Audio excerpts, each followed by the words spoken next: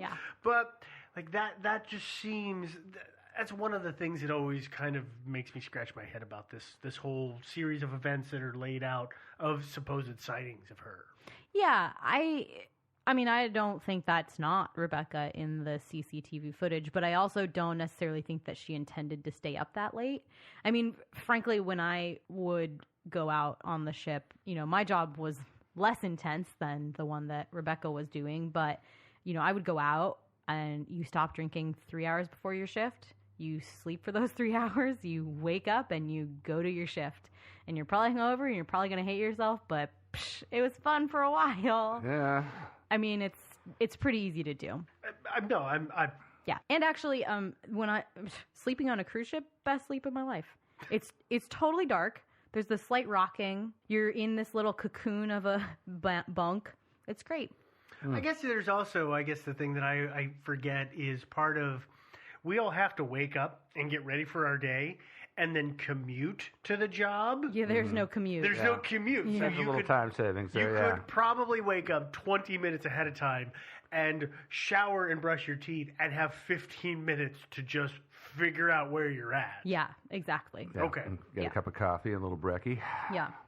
Theories I think we should talk about. Are we there? Yeah. Ooh. Unless you want to talk about, the cost of alcohol in Crew Bar or anything like that. Yeah, what was the Yeah. cost of alcohol in Crew Bar? Cheap. Really? Good. Yeah, you could get a Corona for $1 and, a bottle of wine for like $3. Mm-hmm. There's no liquor in our Crew Bars, although I've heard from other people that DCL does do liquor in Crew Bar, but I think that's silly and I don't think they probably actually do. That's how they make it the happiest place on earth. Maybe, yeah. I'm going to get a couple little business housekeeping things out of the way before we actually do theories. First off, this stood out to me a lot. You're turning red. Well, no, it stood out to me a lot, and I just got really annoyed, so I just want to say it right off the bat. One of the threads on Reddit that you'll read links to an AMA with a quote-unquote former cruise ship employee. Yeah, and this person claims that you just drop the bodies off at the nearest port if somebody dies on the ship, which is not true. You drop it off at the nearest port to be shipped home. But the way that it was represented in this whole debate made it sound like a cruise line cares so little for death on the ship that they would just drop the body. So they would just drop them off at whatever little island they were docking at. Who cares if it doesn't have airplane service? We just got to get the body off the ship. Exactly. And that is a blatant misrepresentation. Okay. I just want to make sure that nobody takes it that way when they're reading about this. Yeah, they call FedEx, and the FedEx drivers, they're waiting to meet them when they get to the port. No, actually not. Brown doesn't do that? No, FedEx. Also, if you read some of these AMAs, you may or may not notice that, yes, 2 years ago I did share my thoughts on this case on one of those threads. And yes, I'm saying almost the exact same thing now, but you guys keep asking for this story, so we're going to do it anyway. All right. Right? Okay. All right. So now it's really theory time. Now it's really theory. Because the housekeeping's out of the way. Housekeeping's out of the way. Okay. All right, great. First theory, murder. Murder. I'm liking this one. It's possible, but I find it really unlikely. Do you think it was Mickey Mouse? No, I don't think it was Mickey Mouse. A vengeful Mickey. You'll Hey, everybody! I've got a big knife. Sorry, that was Towley. I know. Yeah. Goodness. Okay, so I've read, and you will probably read too, from people who were, quote, on that ship literally a week before, unquote, and they said that their cruise was perfectly smooth sailing. Yeah. So there's no way that the sea could have been that rough, and obviously the crew is lying about it. Mm-hmm, Do you know what actually dictates the sea and the weather and stuff like that? The weather. Yeah. And do you know what is liable to change pretty quickly? The weather. Oh, yeah? I'm actually weirdly going to defend these people a little bit because the one time that I went on a cruise, it was beautiful weather the whole time, except for the last night heading back to Florida. And apparently, we went through some pretty rough seas. The person who was with me was nauseous from it being really, really rocky. I, however, had been partaking to the point that I had passed right out and was soundly sleeping through the whole thing and had no idea. So I can see how people the sea was great the whole time.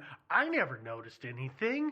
I drank like a half a bottle of booze. Well, but it's also possible that a week before the sea was perfect. Well, yes, and the sea changes on an hourly basis. Yeah. Oh, So for sure. So that's it's absurd. Yeah, I agree. Yeah. That they're lying about the weather. Yeah. Yeah, no, that's silly. I also it doesn't give me such a problem that the bank card was used. No, because either. if somebody had murdered her and taken her bank card, they would have used it multiple times, maybe. Mm-hmm. And also, I don't know if you guys. I've got a few things like Netflix, for example. They just Yeah. automatically ding my card. once a Exactly. month. Yeah. Yeah.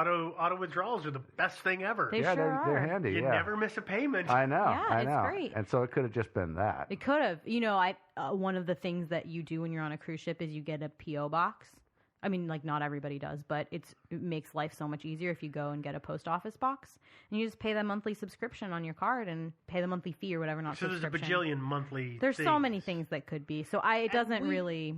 We don't know what it was that the withdrawal was for.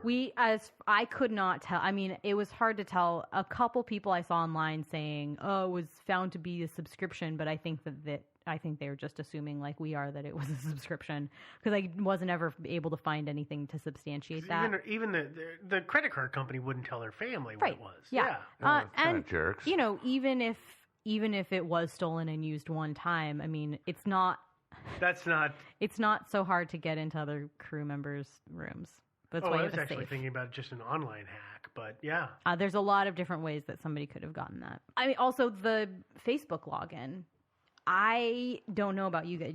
You guys don't actually use Facebook that much. My boyfriend also does not use Facebook that much, and he gets little emails from Facebook all the time saying, "Hey, somebody tried to access your account from this place." And I think they do go after those accounts that aren't used as much because the people aren't going to notice that they're hacked if they're not using their account. So that I doesn't. guess I better start using my account more. Actually, weirdly is evidently they do this on a regular basis, but I didn't know this. Is you guys heard about the recent leak of all the LinkedIn information? Yeah. I apparently was in that batch, and Facebook figured it out because they forced me to change my personal account password recently. Right, but they forced you. It didn't just happen automatically. Right, but what I'm saying is that I could have been hacked at any time and would have not known it. It's only because of them, because I had no idea I was in that leaked batch. And those leaks come out much later. So it's very easy. I agree that she could have just been hacked. I mean, how many times have we had people try to join our Facebook group who look like perfectly normal people when you but they were review their bots. online profile, and then as soon as they get in, they're offering to sell sunglasses, Ray-Bans for super cheap to everybody? Yeah, exactly. It's impossible to tell. So I guess I'm not so bothered by that either. Yeah. Yeah, and sometimes people share their passwords with other people too. Yeah, one thing I was reading about online was, and actually this person made a really good point, was that, if somebody you love dies, I mean, friends have passwords, or it's easy to guess what their password is, and it's not unheard of that you would, log in to their stuff and, maybe you get drunk and change the password. I don't know. Well, maybe you want to go in there and delete some derogatory stuff. I was going to say, Yeah. there's that rule among friends that, hey, if I die, there's some certain things that you need to remove from all of my profiles on my computer. I mean, it was significantly later than that, though. I mean, it was I in know September, that. I understand that. but it would explain having the password. But this does nothing to explain the whole murder theory. So There's not any good substance to the murder theory, except for the vague rumor that Rebecca might have been in a love triangle between her lady love and a quote-unquote older man. I really can't find a source for this. I can't find any additional information other than basically that one sentence said 4 different ways. So basically, Minnie found out about Mickey and her. Yeah, something like that. That's And as pushed much her logic. overboard. Yeah. Well, the thing about it is the cruise, besides the swimming pool up in the forecastle of the ship, where else was there that the crew could go? Where they were actually in an open place with a railing where somebody could push her overboard without anybody noticing. Guaranteed no one noticing? Yeah, Nowhere. Yeah.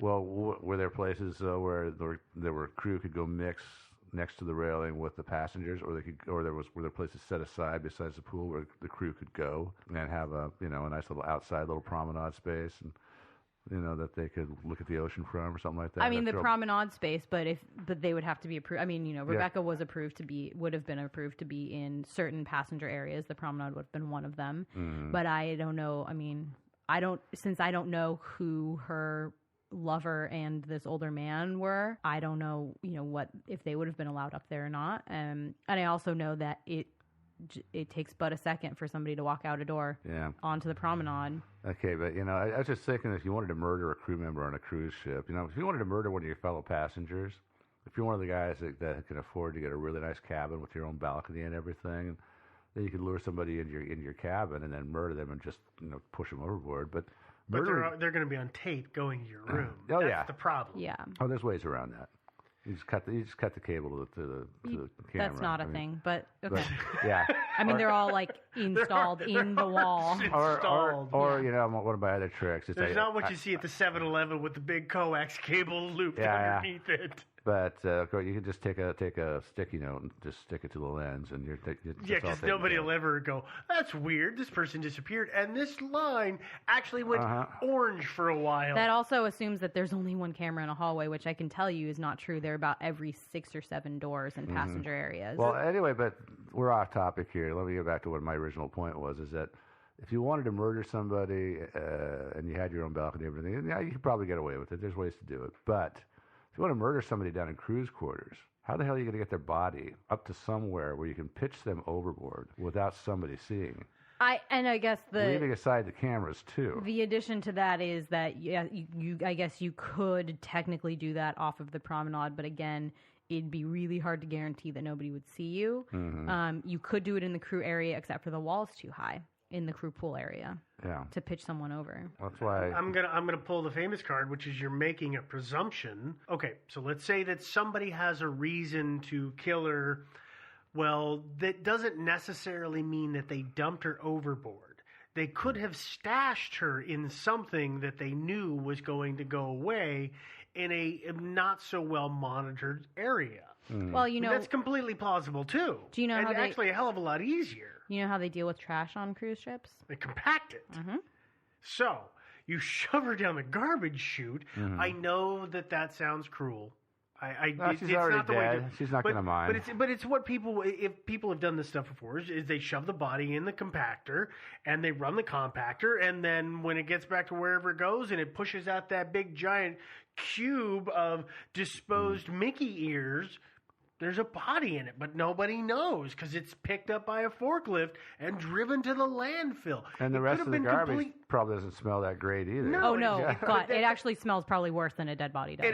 It's a complete and total inside. It would have to be, for murder to have worked, a pretty well-engineered or spread across several people to pull off. I agree. And I don't think that's what happened. Yeah, no. I mean, getting to the trash compactor again without being seen going to be kind of hard. Not really. I mean, or you'd have to have a friend who reset the switch on that camera so that it, there's loops and all of that. But let's just say somebody shut it off or shut off a bank, and you run in and you toss it in and nobody knows, or you know how to get to it in a blinder. There's a bajillion, I'm using air quotes, ways to make this happen.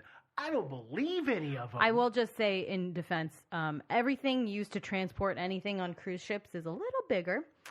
So, when you're talking about trash cans, you're talking about at its smallest, those 20-gallon big old guys that you roll. I mean, they have, 3 or 4 times that size of things that collect trash as well. So, I mean, all you have to do is get to one of those and then bury it a little bit. And then lift it up and dump it down the chute, but there's no. I mean, it's not really a chute, but yeah. But there is that whole question of why would anybody want to kill her? Why would anybody want to kill her? And then also, you have to have an access key card to get into the dump. Yeah. Because actually, as it turns out, just not every crew member is allowed to dump things for good reason. Yeah. Like what we just talked about. Yeah. Okay, so we'll go ahead and say that's a bad theory. I think so. Besides which, I don't know. You spent time on that cruise ship. Was it filled with unhappy, psychotic people, or was it filled with fun-loving, outgoing types who wouldn't be likely to murder? Well, it's interesting. I feel like the people who know about the disappearance rates from cruise ships are always saying things like, yeah, it's just drifters and rapists are the only people who work on cruise ships. And I would because say... it's in international waters and you can get away with it. Well, and I would say that it is true that there are a few, but there's 900 people on the crew on the ship. Like, the odds are in the favor that there's going to be at least one or two crazy, creepy, skeezy people. But I wouldn't say any of the people that I worked with were psychopaths. Yeah. I wouldn't say any of them would probably murder anyone. And you know who to stay away from as crew members. You just do. If somebody's kind of skeezy, you stay away from that person, and you know where the cameras are, and you make sure that you're there if that person's coming. That's just what you do. So, which I know sounds crazy, but it's true. I just don't think that somebody probably murdered her. That's silly. Because why? I don't see how it would pull off. Okay. The next theory is based on the fact that somebody was 85% sure that they saw Rebecca in Venice. So and that is that she faked her disappearance. Yeah. But almost literally impossible because it was a sea day and they searched the entire ship. So she would have had to have some accomplices to not only hide for that entire day, but also to get off the ship, because I don't know if you know this or not, but the comings and goings from a ship are highly monitored, and there are only like because it's a custom situation. 2 ways to get off a ship, and there are security guards at all of those points, both on the ship and landside. It'd be almost impossible for her to just slip by unseen. Yeah, and don't you get an electronic card when you board a ship as a passenger? That you have to scan as you have your crew. If you're a crew member, you have the same thing. What but you about have to the scan it passengers, on and though? off. They don't, and that's how they know if everyone's on the ship or not. What about the passengers, though? Yes. Yes, Crew them too. and passengers. Crew and passengers, everybody has a card. Yes. All right, so here's how she did it. So she lifted a card from one of the passengers, or actually to a carrier pigeon while she was safely on shore.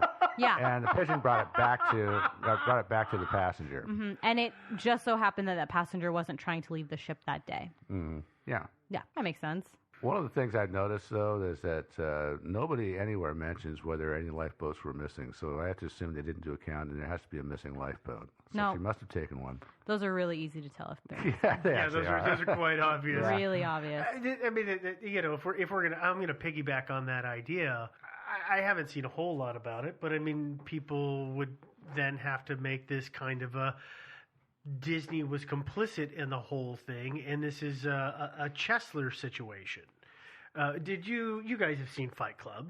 Oh, yeah. Yeah. Okay, well, the boss in Fight Club, his name was Chesler, and it was he got him in such a bad situation to blackmail him to say, you're going to pay me and you're going to let me go. And that's the kind of situation that this would have to be. Yeah, it would have. It would have to be Rebecca caught somebody doing something so horrendous, and Disney said, well, either you're going to sleep with the Mickeys or you're going to disappear. And they said, okay. She said, okay, well, get me off of this ship. Don't tell anybody, and I'll never don the ears again. And that's insane. Yeah. I think so, But yeah. it's on the same level of, I feel like, She faked her disappearance. faking the disappearance. Yeah. I also think that kidnapping is in the same vein. Yeah, of exactly. silly. How do you get her off the ship? Well, not only how do you get her off the ship, but like why do it on a sea day? Well, why? Right? Why do it overnight when there's no reason for her to have disappeared? Why don't you wait until she gets off the ship in port, or when they're in port and you can take her off the ship? Like, well, where are you hiding precisely. her? I mean, it's absurd. I mean, it's kind of like committing armed bank robbery on a ship when there's no bank there. I guess that's not a perfect analogy, but you kidnap. It actually makes a lot of sense. You though. kidnap people on land. Yeah. Yeah, you can't kidnap. You could, I guess, kidnap somebody on a ship and then try to smuggle them off the ship somehow, but it really seems like an absurd thing to do. I'm going to go back to the same question again, though. Is it okay? So if that's the case, if she was kidnapped, why is Disney hiding it? Yeah. If there's because there is cameras everything is so regulated. Why are they just going? I don't know. Well, and here's No idea. And here's the deal: if she was kidnapped, where's the ransom demand? We can only assume she was kidnapped in order to be murdered. In which case, we're back to murder, I guess. Well, but she could have been kidnapped for sexual slavery, but that's a different story. That's true. I was So- figuring the ransom demand was pinned to Pluto, and we know how good he is at delivering things. He's bad at Yeah. it. The next theory is suicide, which I'm kind of willing to entertain, but I'm just going to blend it with the next theory as well, which is it's an accident. So either it was an accident or it was a suicide. accidental death or or I don't know. intentional death. Yeah, and I've gotten emails from people about suicide, people that know more about it than I do, and so I don't claim to be an expert on it, but from what I understand about Rebecca, she was pretty happy. I'm sure she wasn't totally happy and cheery every 100% of the day. But nobody is. Nobody is, but she seemed like she was a pretty upbeat person. Yeah, I would agree with that. Not likely to be not a that necessarily means that you're not suicidal, but no, it can happen. But yeah, it just seems like she wasn't the type. Yeah. So I guess even if it was an accident, it probably was a bit of an intentional accident given the conditions. And, again, this is trusting that the conditions are what Disney says they were. We've already said that the weather was probably bad that night. And in fact, I've read that the weather was so bad earlier that night that whoever was commanding, I think it was more around midnight that this happened, but whoever was commanding, who was on the bridge, looked down and saw someone down there. In the pool area? In the pool area, a crew member in the pool area, and sent security to get him in because it was too dangerous. Was that the same ship? Because I'd heard something about someone saying, I had a friend that was in the pool area when they shouldn't have been in high seas and they had to be rescued and then they were shipped home. I thought it was the same one, but I could be mistaken. Well, and I'm willing I'm to asking say too, I could because be. This is the problem with I thought the it was stories. the same night even. It's always mixed with a ton of personal anecdotal stories. Well, of this time I knew about. Mm-hmm. So that's why I'm asking. Yeah. Well, I think... Sorry, go ahead. I'm kind of wondering, too, what it's like you got a full pool out there. What happens to that water? Does it just all slosh out and then just run out through the scuppers and that's it? Then Chlorinating the ocean. Then they got to refill the pool at some time. They have a whole ocean to use. Yeah, you could really get pushed around the deck by a big wall of water if you're out there. Yeah, I can see why they would take people out of there. Yeah. Well, the wall in the crew pool area is the bulkhead. Damn you! Yeah. Appears to me to be something like 6+ feet high. Would that be correct? I've heard it's like 10 feet high. I don't think it's 10 feet. That's why I was saying you should look at the pictures with the people around it. I think it's probably 6 feet. I don't think it's probably 10 feet. Okay. That's why I'm unsure, because I've looked at the pictures and I can't get a good guess. There's no people out there. But you see this thing where it says, oh, well, she probably just climbed up there just to sit up there to look around, and then it was an accident. Something happened and she rolled overboard because of that. But again, I don't know how tall it is. So I think it is. I mean, I think it's 6 feet tall. In that picture I just showed around, and again, I'm encouraging everybody to go find. You can see crew members standing on the wall next to the pool, and then standing next to the wall, and it does look like they can see over it, at least within a couple inches, maybe. That would actually make sense. It'd be kind of prison-like to have these 10-foot walls surrounding you when you're up there enjoying yourself in the pool. And to your point, I don't have a problem with the idea that Rebecca might have climbed up, not the side of the wall, but even more, forward on the bow. Or even towards the rear of it, towards where the bridge is and stuff like that, the superstructure of the ship. Yeah, I'm not sure if there's a lot of room there. Yeah, but you could hop on. So the way that it's set up, again, go look at pictures, is on the bow, it's covered, and then it dips down into the crew pool big area. Oval area. Mm-hmm. But in right next to where that dips down is these big pods that hold life rafts that expand. But you could hop onto one of those. They're not very tall. They're 4 feet tall. You could hop onto one of those and then hop on to the bow pretty easily. And having been on a cruise ship and drunk on a cruise ship, one of the most refreshing feelings, especially when you're getting a little stir crazy and a little upset, is to have sea wind blowing in your face. I'm the king of the world. Yeah. Sure. So, which is, again, we're in that Titanic moment. That exact thing is why passengers aren't allowed to be in that area. But I don't have such a hard time making the leap of, maybe it had calmed down, maybe the weather had calmed down. Random swells are a thing. Nice little sneaker wave. Yeah, it's not so hard for you to be on the bow of the ship and to have it just go boom, boom, down into a little, ditch, a depression, depression area, and you would just slide right off, or a ship, or a big wave comes up, or whatever. I don't know what's typical practice on a cruise ship, but do they have like lighting, spotlights, anything like that? Would anybody up on the bridge have been able to see her if she was up on the bow, or would that have been in darkness? It probably would have been in darkness. Okay. Yeah, I don't think it probably would have been complete darkness. There's probably some standard minimum lighting in an area that people can easily access. Yeah, but you I weren't wouldn't supposed say to it's be under spotlight. No, but you also weren't supposed to be there out there at night. I mean, they didn't lock it off, but you weren't supposed to be in there. So there's probably a little lighting, but there definitely weren't big old spotlights down there that the people in the bridge could have looked down and said, "Oh my God, there's a person down there." And I think that's a good question because you It is. always see this thing of, well, if the crew had been in the bridge, had been paying attention, they would have seen her if she was in that area. But Maybe not. It's actually not lit. Yeah. And I don't know if you've ever been think about, in your car when the dash lights are on, but you can't see your headlights. It's kind of hard to see outside because you've got that illumination in front of you. Yeah. Well, exactly. That's why I would think that they would not want to have a lot of bright lights there. Yeah. Of course, I don't know what they use. They might use night vision these days, for all I know. No, but I mean, it's mostly just instruments. It's mostly not you you're obviously not standing there with the wheel or whatever they call it. Steering. Well, right? that's the other thing. People are accusing Disney of negligence, but I don't even know if on modern ships if people are actually standing there staring out the window all the time. Anyway. They do They're staring at stand. monitors. There are people in the bridge, but I was just about to mention is that that's absolutely true. It's not as though you're standing there staring out into the open ocean. You're in there monitoring, but it is not your job to be looking down, in the front of the ship, seeing is there anything there. That's not the job anymore. No, probably you probably are looking at your radar more than you're looking out your windows. Yeah. And do you know how hard it is to stare ahead in the dark? It's hard. I've tried it. It's not easy. I mean, it's really easy to get distracted and look around because Especially if you just had a joint. Because after all, they said something about alcohol. They didn't say nothing about pot. Well, you can't have it because it's illegal. Again, that doesn't make it the most magical place on earth. Yeah. So here's a list of reasons that I think Disney is not lying about a lot of things. Point number 1, they've paid me loads of money to say that they're not lying. Yes, this week's episode is not brought to you by Disney. It's brought to you, hey, thanks, Disney. Yeah. I mean, no, don't think. No. Point number 2 is that no one in this Guardian article or anybody that I've seen from Disney Cruise Lines who's been interviewed around this disappearance disputes that it was bad weather.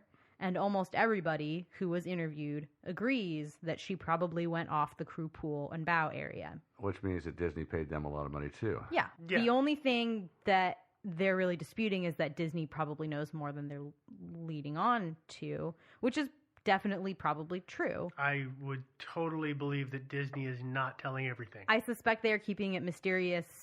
I mean, they probably have more CCTV of it than they are releasing for a few reasons. One is that they probably don't want to have to answer the hard questions like, is that pool area safe for crew to be in? Is it safe in only certain conditions? And if it's safe in only certain conditions, why isn't there a fail-safe to not allow people out there when it's bad conditions? Yeah. And then, if the weather was bad and it was late, CCTV footage may not be good. They may not, there are reports that Disney has sent one more piece of footage to the FBI to be cleaned up, but there's never been any follow-up on that. And so maybe someday we will see something, but I don't think so. So is that, are you inferring with that, and correct me if I'm wrong here, this is what I'm asking, are you inferring that what's going on is that there was a camera that in a darkened space caught something that could possibly have been her going into that area? I'm saying that I am still not happy. I'm not satisfied with there not being at least one camera on the bow. And so I think there probably is at least one camera on the bow that probably did catch whatever happened on the bow that night. But since it was dark, it's not night vision, it's bad weather, it's probably not very useful. It's totally possible that they caught somebody walking out there and sitting down and getting swept off. And, that raises a whole bunch of other questions, like why wasn't security watching that at that time? And why didn't somebody call that? But on top of that, I guess there's also a bit of a fear of if that's not Rebecca, did somebody else go missing? What happened? Well, but the hard thing for me is that, okay, let's say that there is a camera there. you can't immediately say, why wasn't security watching? Have you ever watched security footage cycle? It's always 4 panels on a single monitor. These poor guys are probably watching a half dozen to a dozen monitors. I mean, things are easy to overlook, especially when they're poorly lit. You go, it's crew pool, it's black. Ignore that. You don't know. You're looking at something else. Something blips by. You don't see it. I mean, like, I'm not justifying that anybody being lackadaisical in their job, but I'm also saying it's the sheer amount of content that they have to be looking at. Yeah. Oh yeah. The one liability thing, and even this, I would say, is questionable. I guess they should have locked off the bow. They should have locked off the crew pool when the weather got bad. They should, of course, I don't believe this. If I was, I mean, you could probably bring a successful lawsuit for something like that for negligence. If I was on the jury, I would say, screw you. Rebecca was 24 years old. There was probably a sign there saying, hey, don't go out here in bad weather. She ignored it, but that might be a reason. I think there's more than it's common sense. Yeah, there's that too. Right? Hey, don't go out here in bad weather. Hey, it's bad weather. Maybe don't climb on that really, really wet, slick thing. Don't do it. Why would you do that? But again, I was on a ship in really high winds, and what did my friends and I do? We went to the highest exposed deck we could, and we did the stupid thing. Yeah. We weren't on the rail, but we just leaned into it. And I had a friend who was at a 45-degree angle. Like, this is so freaking cool. Look at what I'm doing. Wow. Well, again, I will say I've been on a cruise ship. I've been drunk on a cruise ship, and I can tell you that I had some close calls more than once. I had, I think, probably 2 close calls because I was being drunk and dumb and I was young. And actually, again, another reason that this case is close to me is that Rebecca was the same age as me, so we were making dumb, bad decisions on cruise ships at the same time. And I guess I got lucky because I wasn't making quite as bad decisions, or in the right place at the wrong time. Yeah. But people go overboard. Crew lot. Or guests go overboard all the time. And what is it? 23 a year. 23 on average. And that's just reported. And that's out of like 12 million passengers a year, right? But I think the estimation is that it's something like 15 or 20% are reported. Aren't reported or are reported? I was going to say part of the problem there is I know that some of the stuff that I've read is that a lot of the numbers that are reported are deaths on board, and there's this whole thing of cover-up of deaths on a ship, and it's not really, I mean, as we talked about a little bit before, it's not as wild and hidden, but they make it easily known. This person in crazy seas who was 80 years old happened to be on the stairs and fell down the stairs in wild seas and died. So yes, people die. They'll have heart attacks or strokes or whatever. But they are kind of apparently brushing under the rug some of this stuff because Devon was in the minority, which is people from the United States on a ship like this. I know a bunch of the people that I met who they were from a lady was from Slavic countries. Like, this is the best way to make money. It's not that great of a thing, but I come here for 9 months and I make 2 years worth of wage. I think the statistic for the cruise line that I worked for is that 80% of the employees were from the Philippines. Okay. And that's a hugely marginalized group, and they weren't treated particularly well, and that's true. But I think if they're from the Philippines, they're from a low income family, they go overboard, you probably just pay the family and don't ever report it, because why would you? I mean, good point. Again, this is where I sound like I'm defending Disney, and I'm not anybody, but you know what? I understand why they're not saying this. You know who would love to have the luxury that the cruise lines have? Is the airline industry. Yeah. We all know when a plane goes down, and fewer planes go down now than they did 10 years ago and 20 years ago. I mean, like, the numbers of plane crashes are getting smaller and smaller, and itsy-bitsy nothing events, like scary things, are now being lifted to the level of a plane crash. Cruise ships airlines wish they had the luxury that the cruise ships do, which is just I'm not talking about. Yeah. Nope, not going to talk about it. Well, one person goes overboard or whatever. It's not huge news. It's not like 200 people in an airline are getting killed. Right. That's much more. That's a better headline. Well, and as macabre as this sounds, there are people who go on cruises to die. I could see that. And that's that's one of the things. I know I've talked about this before, but that's one of the things that they will tell you when you are doing your training for a cruise ship is that, listen, people are going to go overboard because they want to. They want to treat themselves to one last nice thing, and then this is a nice place to just go overboard. And obviously, that's not a fun fact, but it's a fact. So, and and that's something we haven't talked about, which is the chances of being rescued once you go overboard are really so small. slim. They're tiny. Well, you have to land. I mean, it's how far do you think it is? 100 feet above the water? Well, there's that. You got to land correctly. You got to land perfectly to not break something and knock yourself out. But you also have to land far enough away from the ship that you don't get sucked under it. Well, that's what I was going to say. Yeah. And this is what I think happened to Rebecca, is she probably got sucked into the screws and chopped up a bit, and that put a lot of blood into the water, which attracted the sharks, who came over and sort of tidied things up. So not surprising they never found a body. Yeah.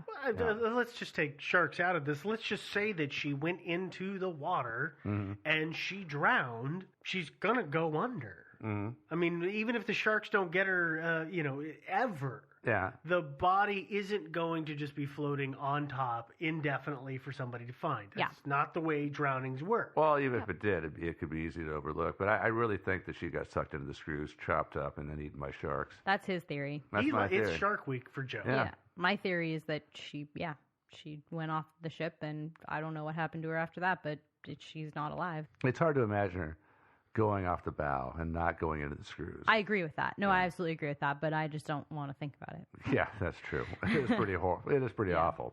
So I guess go ahead. I was going to say my theory is that she peeved off Cinderella, who of course has the fairy godmother in her back pocket, and that carriage showed up and they shoved her in, and then the pumpkin became a pumpkin again. That could be. I'm still going with Mickey. Because if you see any of the pictures of Rebecca, he's a flirtatious. He's a womanizer. Oh yeah. Well, but I don't know if you noticed this, but one of the main pictures you see of Rebecca, she's holding this cat, and suppose Mickey saw that picture. Well, and he wants to avenge all his relatives who've been killed by cats. Yeah. I mean, so yeah. So in a serious closing note, sorry. Okay. I don't think that DCL is doing anything. I mean, I think they're withholding a lot of evidence, but I don't think they're lying. I don't think that they should be holding that information, but I agree that they're probably doing it for very selfish reasons. Well, I don't even know if that. I mean, I think it's totally reasonable to assume that everything else they have is totally unusable, and that's what I'm thinking. I think if they had any smoking guns, they'd probably be sharing with us. Yeah. Say an employee, if only to clear their name. Yeah, I mean, say obviously Disney themselves, as shareholders and board of directors of Disney, didn't commit any murders. Maybe an employee did it, in which case, well, if they had evidence, they probably would turn it over. Yeah, they would. I mean, if you knew about a murderer, would you just keep it quiet, knowing the murderer is going to go out and kill somebody else, maybe even you or somebody you know? Oh, depends on who it was. That's true, I guess. Yeah. Yeah. That's why you don't ride the Pirates of the Caribbean. Yeah. Yeah. Johnny Depp. Yeah. Yeah. It does have Johnny Depp now. Did they put Johnny Depp in there? Yeah. Oh, he kills people constantly. Yeah. Anything else? I think that's about it. Okay, well, if you want to see any of the research that we did, we'll put some links up on our website. That website is thinkingsidewayspodcast.com. You can listen there, or you're probably listening to us on like iTunes or Stitcher or any other streaming thing in this world. Google Play. Google Play now too, yeah. So if you're on any of those and you haven't yet, please don't forget to give us a subscribe and, rate and review us if you care to. You can find us on Facebook. We've got a group and a page. You can find us on Twitter. We're Thinking Sideways. We've got a subreddit, which is just our Thinking Sideways. You can email us if you have questions, concerns, suggestions, general praise. That's thinkingsidewayspodcast@gmail.com. That is. You were just shaking your head at me. It made me very nervous that I was saying something wrong. I was shaking my head because last week you told me we weren't using the R for Reddit anymore, and now you're doing it. So you're just giving me mixed signals. Yeah, that's true. You're confusing me, Yeah. as Reddit tends to do. Yeah. You're making it worse for me. I know.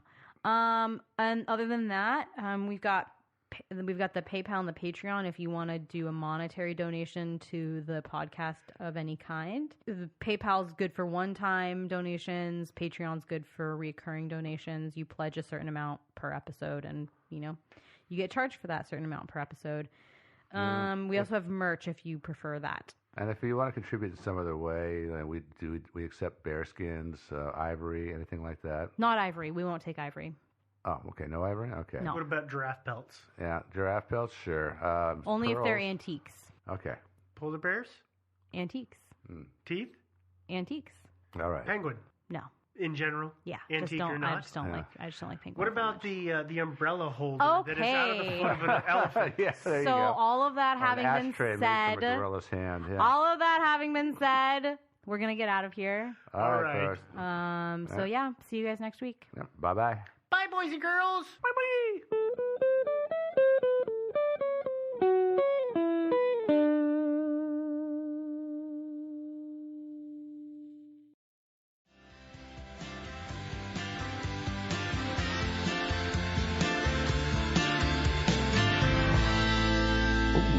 Chilly weather, why not put on a cardigan?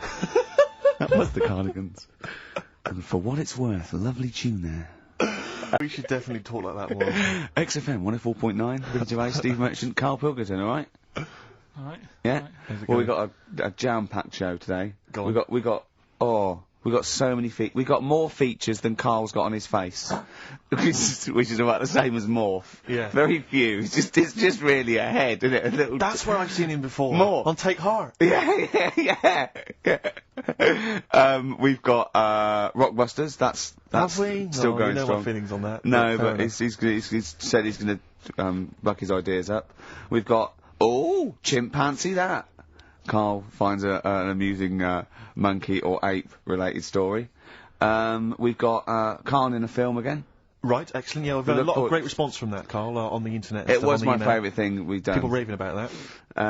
So and, what's can we say what the film is this and week? excuse my French, we've got some bloody great music. Oh, pardonnez-moi. Wow, I don't know. I can't speak French. I was trying to. Well, I'll just give you a taste. We got Oasis, Cardigans, you just heard there. We got Lloyd Carl. We got a bit of Pretenders coming up. Eminem, Feeder, Coldplay, all the greats. Can I play you some TJ's Fan Club later? Yeah. What should we have now? Oasis. Go on, then. Yeah. Brilliant.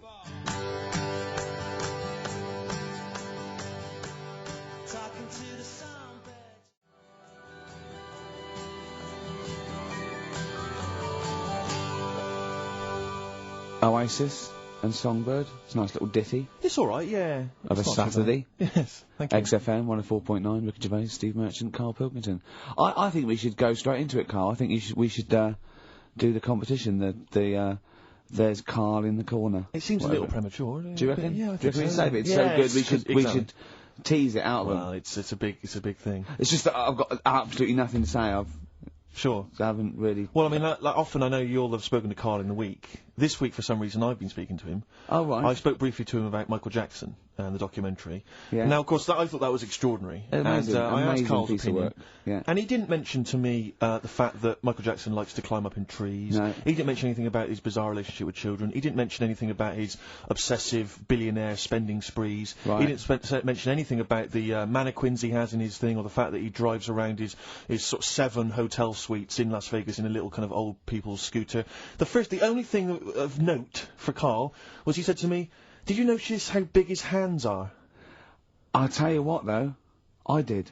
What? Yeah, how you look at the man's got like a face that he's had reconstructed. Well, I can't I seem know. to say that's libelous. Yeah, But, no, he hasn't. He's got an he's had oddball he's had two nose face. jobs. Yeah. And but you're looking at his hands. But I think it's because you look at him and he looks a bit like there's a bit of androgyny there, but it's sort of like it is quite a petite sort of old lady's face in a way. But then you see these labourers' hands come out. That's always the way with a tranny, isn't it? You know what I mean? What, you can't accuse him of being a tranny? No, he's not. No, he's not. What are you saying? No, I know He's he's got not. enough issues now. You're accusing him of being a I tranny. like him. I thought he came out that brilliant. I thought it was really. I really felt sorry for him. No, I think he cleared up a few things as far as I'm concerned. I thought it was a fascinating piece of work, but I did like the shopping spree. That was great. Extraordinary. 'Cause Just going around just pointing. I know it was bad taste, wasn't it?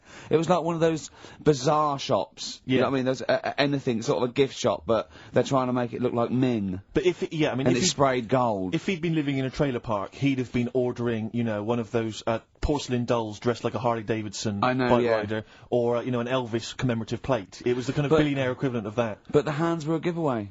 It's the same as those sort of transvestites. Well, it's like you get what was it about his hands? When you get like a cab driver or something, right? And he decides to turn transvestite about 60, and he goes on Kilroy. Do you know what I mean? It's that way. He's got a twin set of pearls, and he goes, "I've never felt so comfortable." But his hands are still big. He's got a little wig, and he's got the lipstick on, and he's with his teenage kids who are going, "Kill me." Do you think he's been having surgery on his hands to make them larger? Bigger, yeah. Was that why he was wearing that glove through most of it? Exactly. But I think he wants to be a goalkeeper.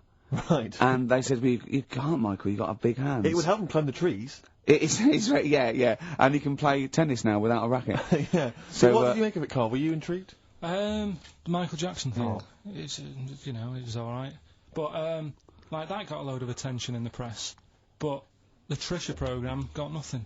Okay. Which, I know, Steve called me up in the week, right? 10 o'clock in the morning, I was at work. And he goes, So she thinks so at 10 o'clock. She think you've been preparing this show. Most people go to work about 8 or 9. Are you watching Trisha and that? I said, no, what is it? He goes, oh, you'll be loving it, right? Freaks, was it, Help Me, My Mum's a Freak? Siamese twins. Right. So I couldn't watch it, but he said, oh, it might be on again, because they repeat stuff on ITV2. Right. So I had my dinner late.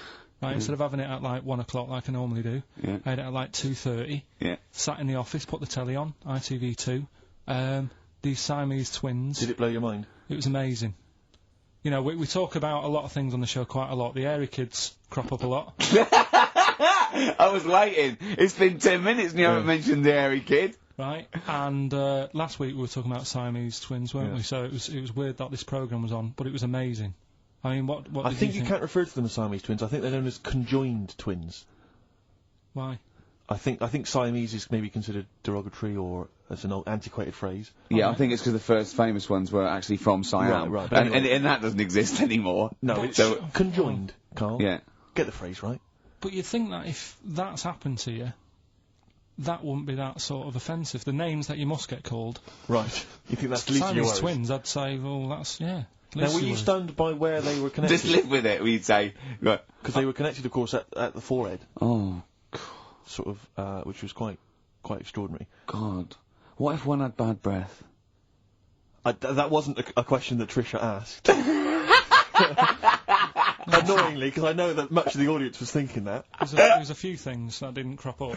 What questions would you have asked of them? Because what things did you feel weren't mentioned? I'd love to just watch Carl watching amazing things. Exactly. Do you know what I mean? It's like early learning thing. Mouth slightly open. Yeah, mouth open, dribble, looking round to see if anyone else has seen it. You know, I mean that. Like when a cat sees a bird land on the balcony. Exactly. It can't believe its luck. I'd probably say, how do you buy her a birthday present? A surprise gift, yeah. Because everything's ruined. Sure. Right? I'd probably ask. Yeah. Well, did you not think it was interesting that one of them had a boyfriend? Well, that was a bit weird, wasn't it? Uh-huh. But, what was the other thing that I was thinking when I was watching it? I was thinking if one got into crime and was sent to prison... Right. What would happen? How would you handle that? It's brilliant. It is brilliant. If a chimp could talk. And, what was the other one? The other thing was, what did he talk about? Because it's not as if you can say, oh... Well, guess what I did today? Do you know what I mean? Yeah. So...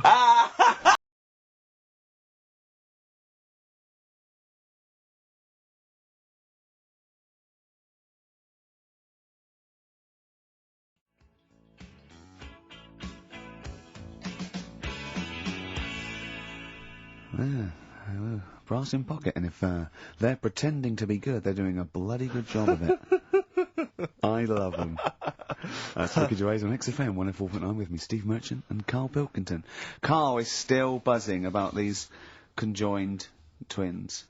No, it's just One of them, of course, had to be, because one of them was sort of shorter than the other, and had to be sort of wheeled around on a kind of trolley thing by the other. This isn't Molly and Dolly, is it? No, they're not called. One's called Reba. And I forget what the other one's called. Sheena, maybe, or something like that. Do you remember, Carl? No, I wasn't that impressed with the names. It's just... Yeah. So you immediately put them out of your mind. Those are rubbish names. I'm forget, Carl, forget them. They're gone. Were they British or American? Yeah, American. Oh, because I've seen some American ones on Jerry bizarrely, Springer. one of them was apparently a country music star. This is Molly and Dolly. Well, they're not called the Molly one that and joined Dolly. at the Oi. The one that joined. But they're not. I think you've made up the Molly and no, Dolly. No, it was on Jerry Springer. There's a little one that sits on a seat, and the other one carries it round, her around. They're not called Molly and Dolly. There was something like that. They're called. Well, we know that one of them's called Reba, and I forget the other one. One was a country and western singer. Or yeah, and but she was saying, "Yeah, I've just made a movie. It's coming out shortly in theatres." Is your sister in it? Yeah, and the other one said, "I'm not involved." It's utterly bizarre because they live there. They work so hard to live their lives separately. Yeah, they say it's all. Yeah, exactly. of course. So, yeah, they try not to. So she's talking about her music career, and the other one's sort of not taking any kind of credit for it, which is nice. It's weird though, because when she was singing as well, the other one just stands there. She doesn't join in. She doesn't sort of dance. Offer backing vocals. Do you know what I mean? Make a group out of it. Yeah. A duo. Yeah, well. But it seems like we're sort of being horrible, but we're not. No, we're not. I mean, no, we're laughing at Carl's amazement at this phenomenon. Sorry, I just got to say we're not. You know, taking the mickey. The really weird thing about all this, right? And it's annoying because you were saying about, what should have Trisha have asked and all that. Yeah. But one of them mentioned that one of them was adopted, and the other one wasn't. Don't talk rubbish. No, seriously. I didn't understand it, right? Of course you didn't. And then Trisha sort of said, well, let's have a chat, and they were like, no, I don't want to go into that. What do you mean one was adopted? That's what he said, one of them... don't quiz me on it, but that's what was said. Hi there, Hello there, I'm a multi-millionaire, and I've just seen your orphanage. I'd love to adopt one of your children. You'd like to adopt one? I'd love to adopt a children, because I've got loads from around the world, so I'd love to adopt one. I'd give you $10,000 towards your well, we'll speed it through then, yeah. Brilliant, okay. We've actually got 2 left. I only need one. I'm only interested in one. Yeah, I don't need any more. They're sisters. I know it would be tragedy to break them up, but I really only need one. Now break it up. There's the rub. You see. Sure. Because you just need the one. There's $10,000 now. You can have that. I'll sign it now, but I don't want to discuss it further. I'll bring her around. Brilliant. Okay. Ding dong. Hi. Yeah. Brilliant. You brought my kid round. Yeah. There she is. There. That's a joy. Yeah. Okay. Just standing next to a bush. Yeah. Do you want to? Can you bring her out towards me? No. There's nothing behind the bush. So you just want. I just want to be able to walk 360 degrees round her. Do you want her or not? Yes. I can't believe it. What's that little trolley? She's talented. Oh, dear. You're talking nonsense, Carl.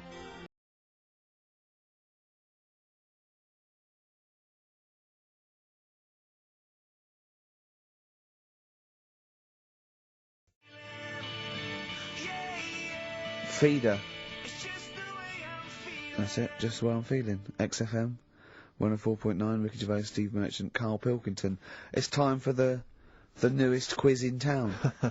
This is where Carl inserts himself into a seminal film. Last week, it was the little kid in Sixth Sense.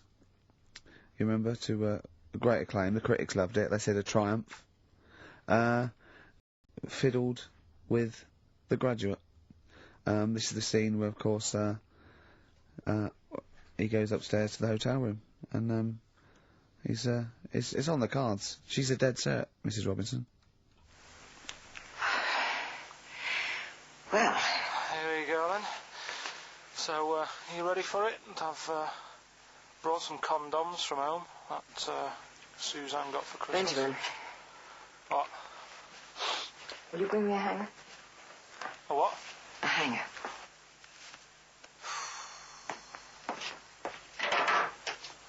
Tell you what, I've got wood.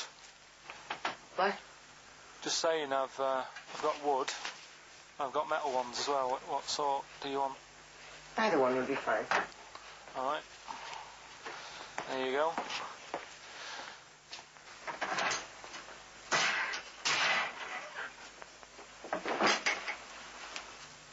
Are you afraid of me? No, I've seen weirder things than you. Have I ever told you about the two lads I went to school with who had big heads? Webbed fingers as well. Not related, and weren't mates, but both had the same thing, which is a bit weird. Yeah, I've never found out what was wrong with them. Can I ask you a personal question? As long as it's not about my head being round, because Ricky's always going on about that. He's saying I've got a round head. Well, you can admit that, can't you? No, it's. I'd say it's a normal sort of shape. It's just round. It is, isn't it? Yeah, but what do you mean? So is yours. Head should be round. It's nothing to be ashamed of. I'm not ashamed. It's just a normal shape. Mm-hmm. And you can talk. Look at your saggy arse. Anyway, get your knickers off. Hello, darkness, my old friend.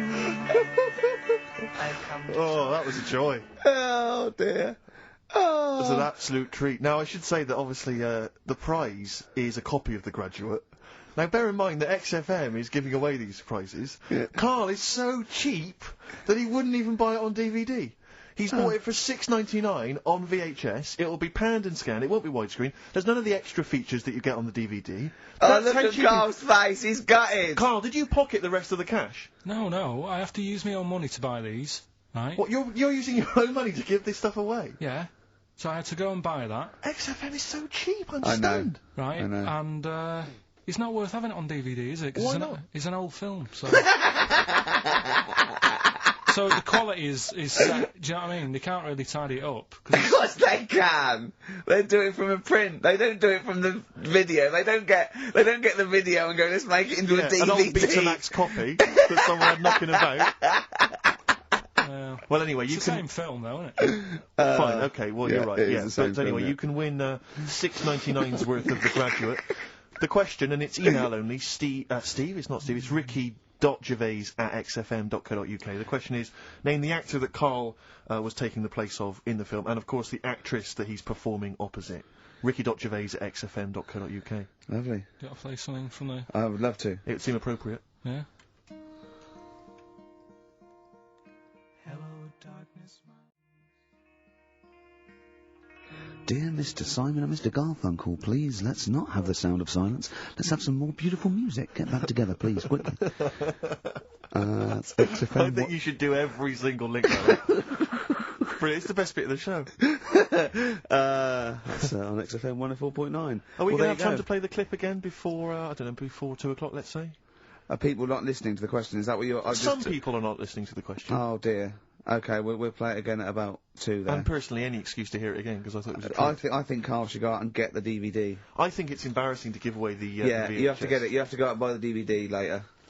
Carl, on the DVD, it's got a booklet, it's got an audio commentary, it's got behind-the-scenes features, and it's got this pristine widescreen version of the film. You've got some cheap $6.99 version. Yeah, and on so VHS. because you were being mean, because it was your own money, you're gonna have to waste that now because Yeah. no one wants it. So it's gonna cost you twice as much as it would have done if you just got the DVD the first time round.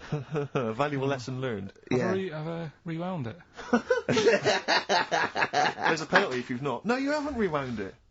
Go and get the DVD later. They're going to win a DVD. No, I looked at the DVD and it was 18 quid. I'm Go not and paying get 18 it quid for and claim it back. No, you've got to wait What a ages. cheap station this is. It's outrageous. I mean, Well, do you want to go on with the other prizes with what we're giving away later? What is this for Rockbusters? Well, we it's- don't give away prizes, we throw away prizes. Yeah, it's Yeah. cleaning out Yeah. some drawers in XFM. Go on. I'm just having a quick look through before I... Because we've sort of revamped Rockbusters a bit. There's that extra bit in it now, isn't there? That audio bit. You're selling it, your big sell. Oh, we're There's not a going DVD straight there. into that yet, then. There's a Oh, DVD. yeah. There's a DVD there. What's I'll, that? I'll go through them later, Rick. I just need to absorb it. Don't so, get excited, mate. So, who did Carl play in the clip? What actor's place did he take, and what actress played opposite him? That's Ricky.Gervais. At xfm.co.uk. Sure. Brilliant. Yeah. Is that it then? What we Just, got coming up? We've got some play a bit of Coldplay. Let's have bit it. of Coldplay, be right?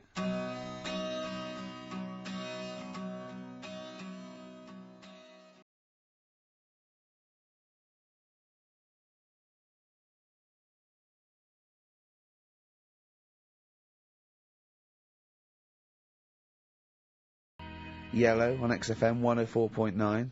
Get it on DVD. It's an embarrassment. £7 worth of old video, pan and scanned. I bought it now, that's what they're getting. Right.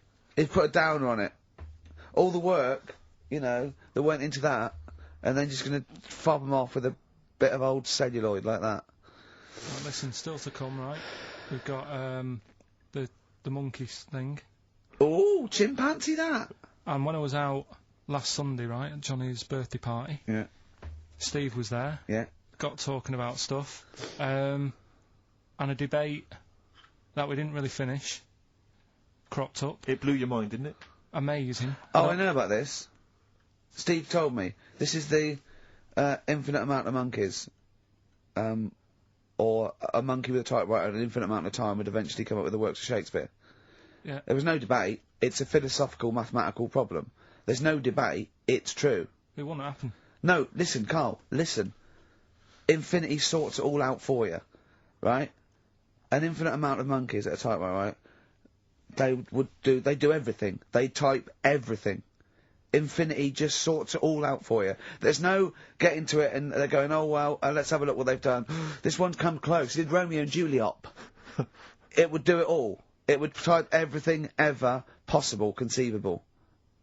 Yeah, but... It's a mathematical... Well, infinity we've sort- heard your side of the argument, Rick. And I'll be honest with you, it's a persuasive one.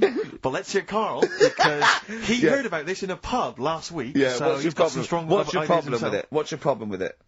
Well, first of all, right, you're saying it's a load of monkeys. It's not just one monkey It that depends. can live forever. No, wait. It's either a chimpanzee with a typewriter with an infinite amount of time. He would eventually, by definition, mathematically, type everything ever possible. Okay, or it's an infinite amount of chimps with typewriters, and one of them will type it first time. But already that's sort of...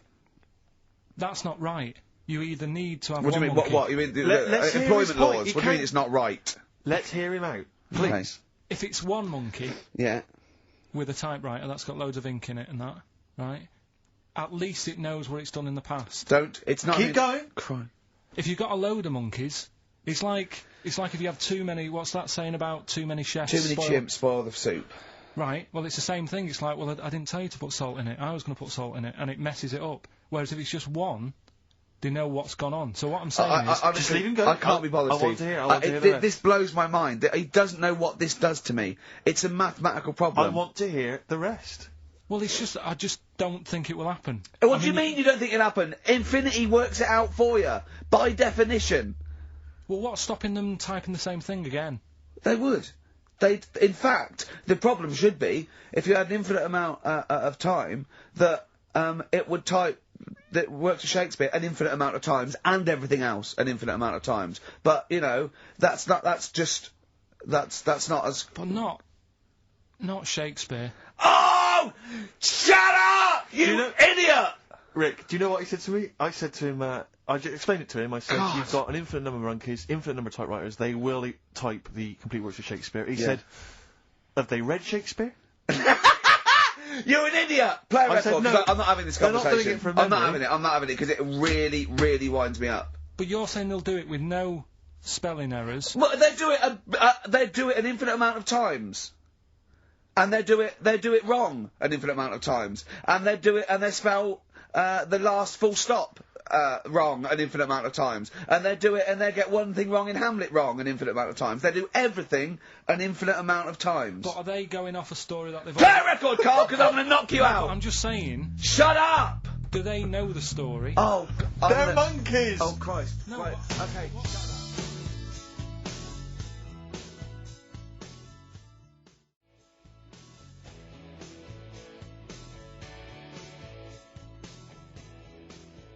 Lloyd Cole, she's a girl and I'm a man.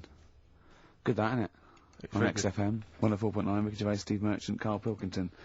As Yeah. ever, Rick, there's always someone who steps in to defend Carl. Okay, what is the defence? What is the defence? Here's an email from Scott Coomer. He says, Carl is actually right. I've got an A-level in statistics and probability. It doesn't matter how long they have and how many monkeys you have. You cannot guarantee they would type the complete works of Shakespeare. Infinity makes it probable they would get it right, but not definite. Well, yeah. Yeah, that's what I was saying. No, you weren't saying, Carl. You don't understand it. Infinity sort of sorts it out. That if they do anything, they nearly do everything, won't they? No, I mean, they'll give it a good shot.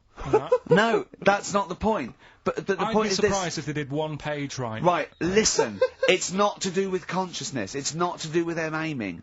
They are just bashing away at the keyboard. It's like they're used to show that there isn't consciousness. They chose the chimpanzee because it can type, presumably, hit the keyboard. It's because they hadn't come across you at the time. Yeah. It's to take out thought out of it. It's to take out reason and trying, right? It's just random. They're saying that if you typed enough things, if the computer was left without typing everything, if you left it for an infinite amount of time, and they chose Shakespeare because there is meaning behind it, and it's difficult to get it exact, that infinity would come up with it's not just Shakespeare, it's every novel. It's everything. Fairly eloquent there from Gervais. A quick riposte, please, from Carl Pilkington. No, I'm just saying, what I don't understand, if it hasn't read it, then how does it know where it's going? Listen, right, listen, right, Can I just explain to people, right? Some people have said, why are you cruel to Carl? He drives me mental with things like that. What do you mean, let me just take a breather. How do I do your editing? He keeps coming in the week. You know that I work here properly in the week, don't I? Yeah. I've got a proper job, yeah? Should be 9 to 5, but I normally get in at about 8 o'clock and work A lot of people getting 8 o'clock. Working hard, trying to do my job.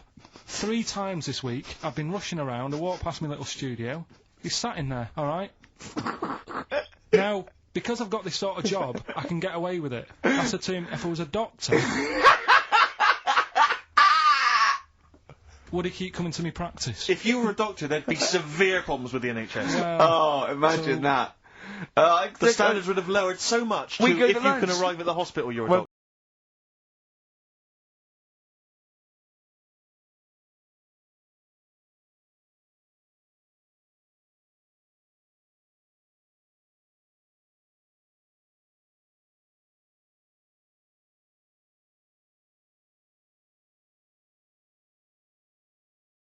Pop in, I'll go to lunch, don't we? We have a little lunch break, don't we? I go, come on, let's go now. He goes, I'm busy. I go, come on, let's go now. He's going, oh, you're doing me head in. Well, when I was talking about the monkey conundrum with Carl, he said to me, right, if I had a day off work, and I was, say, watching the TV, and with one hand I was typing a typewriter, would I type Shakespeare? I mean... Yeah, but you see, there's certain things. We were talking a little bit about this stuff the other week, weren't we, when we said, you were going on about Einstein, and I said he's not that good. You know, E equals MC squared. You know, it sounds good, but I've never used it and that. Right? I've never used it! You haven't used 2 and 2 equals 4, Carl! The fella with an apple fell on his head. You know, it could have been anyone sat under that tree. Do you know what I mean? It's just annoying. Lucky. And Newton gets all the credit for his laws of the universe. Well, other people were working whilst he was having a lunch break under the tree. So in a way, it's like he didn't deserve to have that success story. Again, forget the apple and the tree and whether he was sitting down having a lunch break. It's totally irrelevant. Yeah, but what I'm saying is there's certain things that will just happen. You know, it's like, I think we were talking, when we were out eating the other week, we were talking about Noel Gallagher. Well, this is the reason the monkey discussion came up, right? Noel Gallagher... I don't know what to say. I don't know what to say. Rick, I don't want to misquote Noel. I'm like Herbert Lom in Clouseau. I'm going to get a twitch whenever he opens his mouth. I don't know where to start with some of his statements. Well, as I say, this discussion began because we were talking about a quote that Noel Gallagher supposedly gave. Now, I don't want to misquote Gallagher, but the gist of it was that he said, had I... written Wonderwall or whatever, instead of the Beatles writing Strawberry Fields or whatever, I'd be the one that was considered the great songwriter and it wouldn't be the Beatles. You know, it's just the fact that they came first that meant that they get all the credit as being the greatest band in the world. I don't know where to start with that statement either. I mean, that's Gallagher's thing and he's, you know, well, whatever, we know what we think of that. What was your point, Carl? You agreed with him, didn't you? Yeah, I reckon, right, do you know we've talked about putting a baby in a room before and it'll know what colour it is and stuff? If you've got a room that's painted red... Right, but forget that, because that's going to confuse him. Hear him out. Listen to me. Say if they did some new TV show, right? Like, what's that film with Jim Carrey in, where the Truman Show. The Truman Show, right? So they make up a little room, and some woman has some kids, and you say, right, let's put the kids in this room, and they don't know what's going on outside. They don't know anything about, like, EastEnders and that. It's like their little world, right? They don't know anything that's gone on. How could a child survive without EastEnders? Right, listen. So, you sat in the room, right? And then, when they're all asleep, Wait for this bit. Someone Have you heard this? Yeah, bit? wait for this bit. They're all in a room. Yeah. They're asleep. Yeah. Someone pops in, puts a guitar next to the bed, right? Nips off out again. They wake up in the morning, and one of them goes, "What's this?" They don't even know it's a guitar because they've never seen one, right? They're talking English though. Yeah. We just left guitar out of the vocabulary. Right. So There's plenty more to come. one of them will pick it up, and they'll go, "I don't know what it is," and they'll start strumming. They'll go, "That sounds good, doesn't it?" Give them a few weeks, they could come up with Hey Jude. Whereas, typing Shakespeare, a monkey that can't even spell. I see that. You can't answer it. I might come with you, Rick, if that's alright. We've got to sort of that Christmas special as well. Yeah, no, sure. Alright, I'll see you later. I'm shooting off then as well. Cheers, pal. See you later.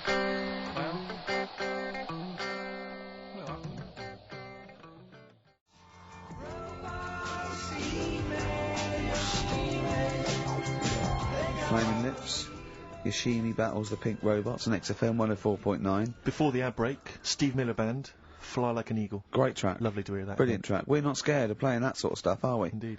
We've got some great... I think we're underestimated here. People think we're just like, you know, two guys and a buffoon in a room. But we're so much more than that. We try and put together a whole package for them, don't we? For their Saturday afternoon listening pleasure. If there was an infinite number of us three in an infinite number of studios, broadcasting for an infinite number of shows, would we ever do anything half decent? Yeah, we eventually... Would we ultimately come up with something quite good? What was that email that you were laughing at? I can't, it's too rude. What does it say? It's too nasty. Oh, go on, give me the gist of it. The gist of it was that it would mean that if there was that infinite number of monkeys, eventually, besides the fact that they would type the complete works of Shakespeare, they would also type the sentence, Carl Pilkington is a genius. But the email also said it would also type, Ricky Gervais is a... I can't say the word, but... I know. Yeah. But a number of times they type it and write, Carl Pilkington is a genius, and Ricky Gervais is a cund. Exactly. Yeah, that would be there a lot. Yeah. Before we carry on with anything, I should just tell you, we're on the subject of emails. There's one emailer we're always looking forward to hearing from. Dickers! Richie Anderson! Dicky Docky Doo! Richard Anderson, thanks for emailing. He's my biggest fan. He's now. one of the biggest fans. He absolutely loves me. But not afraid to offer some constructive criticism. Go on, that's the what's great he thing about Dickie. And from Anders this week, he says, Ricky, I'm lazy, I talk nonsense, I'm badly organised, and I believe in ghosts. Can I have a job working on your show?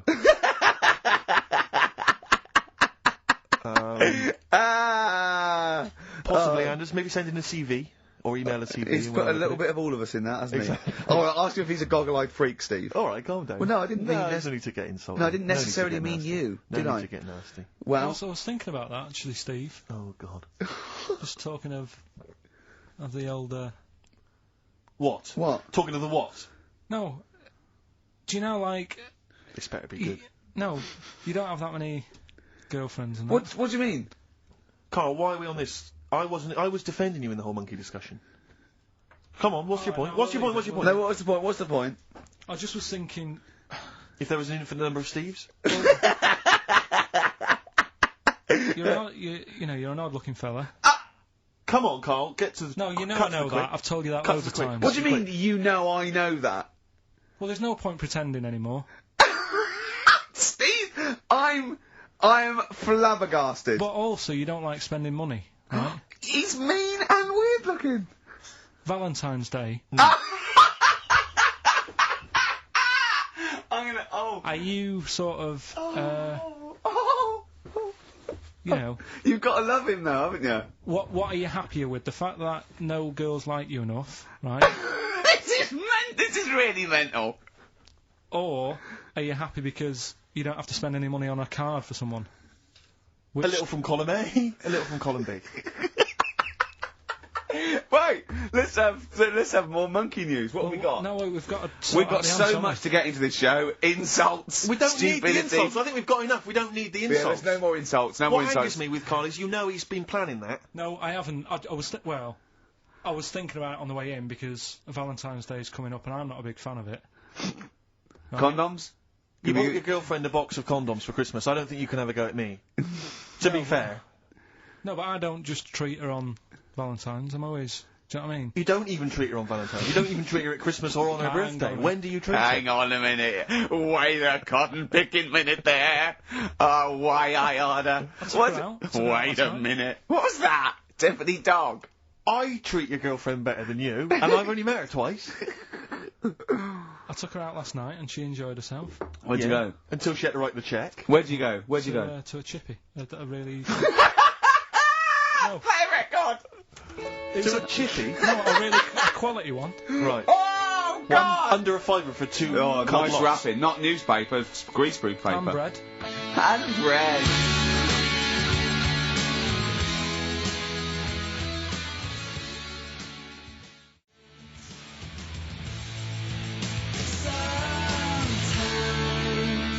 Ash, and sometimes on XFM 104.9, I'm Ricky Gervais with me, Steve Merchant and Carl Pilkington. Right. We've got so much to get through. Alright. London's shit, isn't it? Sorry. Shouldn't swear on air my studio. Never swear on an on-air studio. Yeah. Apologies. Not really swearing, is it? I'll tell you what swearing is. Oh. Yeah, Graduate. You're going to play that again and give a winner. Give a winner. Well, let's hear it. So it's Carl Pilkington featuring in The Graduate. Yeah. Well, Here we go then. So, you ready for it? I've brought some condoms from home that Suzanne got for Christmas. Benjamin, What? will you bring me a hanger? A what? A hanger.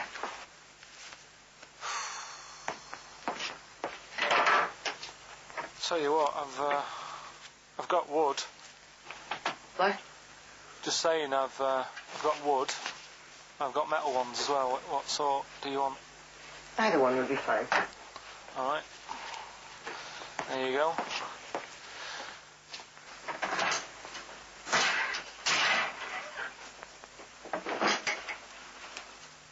Are you afraid of me? No. No, I've seen weirder things than you. Have I ever told you about the 2 lads I went to school with who had big heads? Webbed fingers as well. But not related, and weren't mates, but both had the same thing, which is a bit weird. I'd never found out what was wrong with them. Can I ask you a personal question? As long as it's not about my head being round, because Ricky's always going on about that. He's saying I've got a round head. Well, you can admit that, can't you? No, it's I'd say it's a normal sort of shape. It's just round. It is, isn't it? Yeah, but what do you mean? So is yours. Heads should be It's round. nothing to be ashamed of. I'm not ashamed. It's just a normal shape. Mm-hmm. And you can talk. Look at your saggy arse. Anyway, get your knickers off. Hello, darkness, my old friend. Oh, dear. A classic, an Oscar-winning classic. Oh, Carl Pilkington. In The Graduate. But what was the question, Steve? The question was, which actor was Carl Pilkington taking the role of? Well, and that's easy. which Everyone knows actress that. was he performing opposite? I know that. And the answer's Ricky? Hoffman. Mm-hmm. And, Bancroft. Anne Bancroft, Dustin Hoffman, and the $6.99 VHS cassette is going to Laura Gomez because she says that she'd be happy with the VHS, not the DVD. So, best of luck to her. I hope she enjoys that. All right. Yeah. What we do next week? I've got loads of, I quite like hearing Carl in a sort of seductive environment. It gives you another insight into him. It gives you another dimension. I know. E.T. it is then.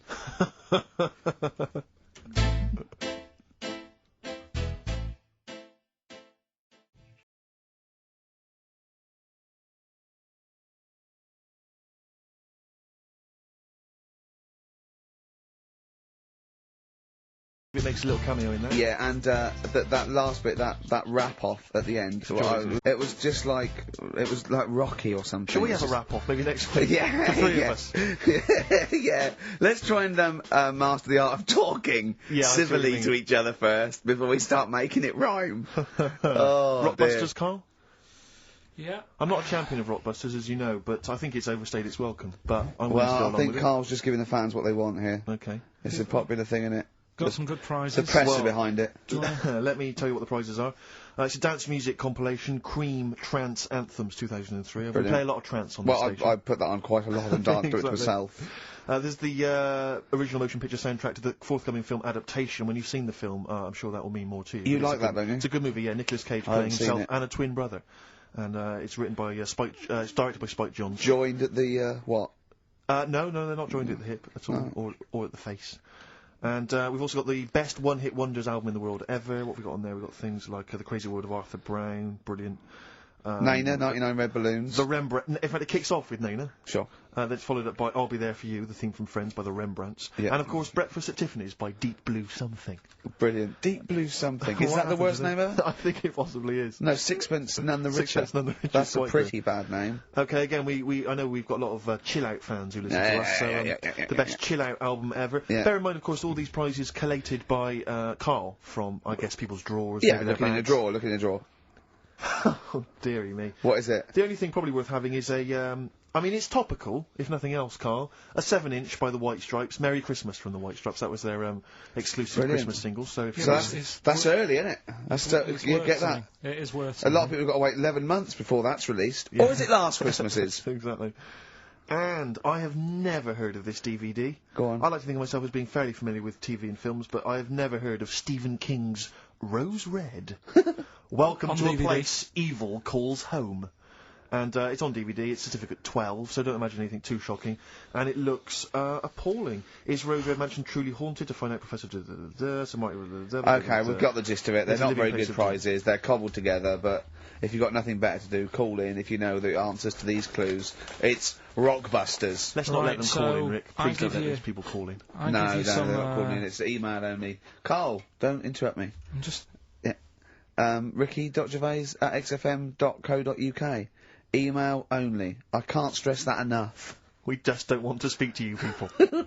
Right, go on. right. So I give some initials out and a cryptic clue, and it makes up the answer and that. Well, sometimes it does, yeah. Go on. There's two of them. There's a new aspect which I'll explain about in a minute. Oh, so the first one is cryptic clue is, well, if he would have been wearing an helmet, it would have been all right. And the initial there is B, right? So, well, if he would have been wearing an helmet, it would have been all right. That's B, right? Band or an artist. Second one, why are them Jamaican fellas swinging fish around their head? Okay. All right, This initials just fills me with... DS. Why are them Jamaican men swinging fish around their head? All right. And the final bit to Rockbusters. It's a new bit. Last week I played you this.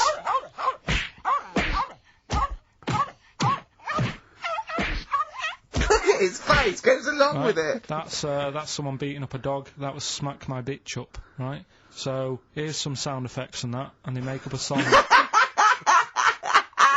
What? I can listen to him talk Hang all on. day. Let's have a listen to the effects.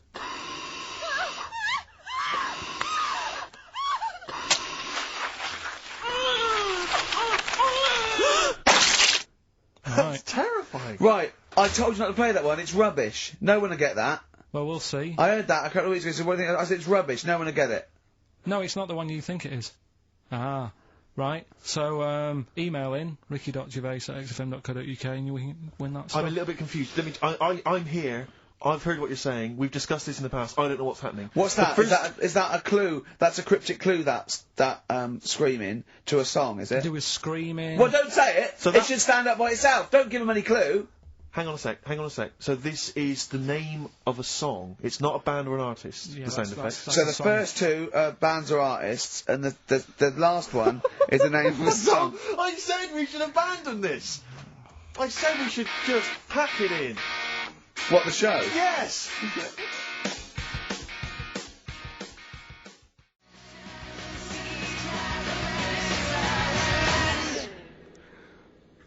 Come on, Placebo. someone talk. I'm looking at his face. His headphones are too loud. Instead of turning them down, he's just grimacing, going, "These are too loud." I don't understand it. Yeah. How have you lived this long? How did you make it to 30 without getting squashed or eating something deadly poisonous? I told you, I used to choke a lot. We've had an email from.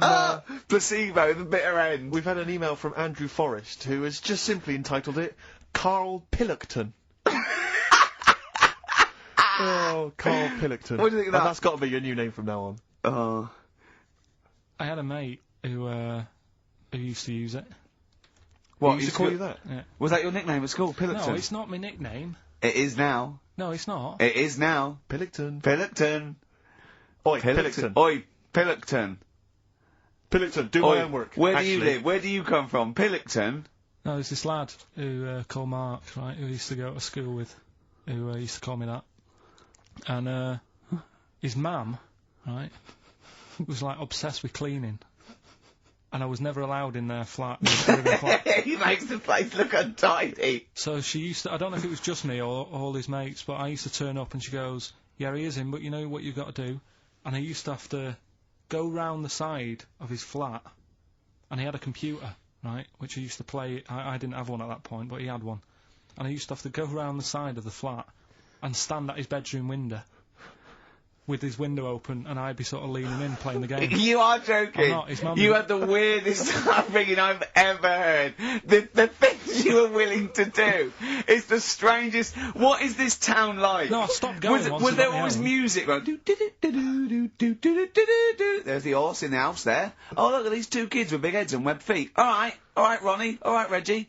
What was it like? She was obsessed. It is like you've grown up in a cartoon made for children. Yeah. No, his mum was really obsessed with cleaning. Can I play through his window? I used to... Put these Mrs. marigolds on. Ramsbottom, can I play through Mark's window? Aye, you know what you have to do. She used to be up till about Is 3 that in the morning. Pillington again? What Have you washed your hands? What up till 3 in the morning? She Washing? used to be up doing the tiles in the kitchen Washing until 3 in the morning? at 3 in the morning. And for ages and ages, that's saying that out on the tiles, I used to think that came from, like, his mum.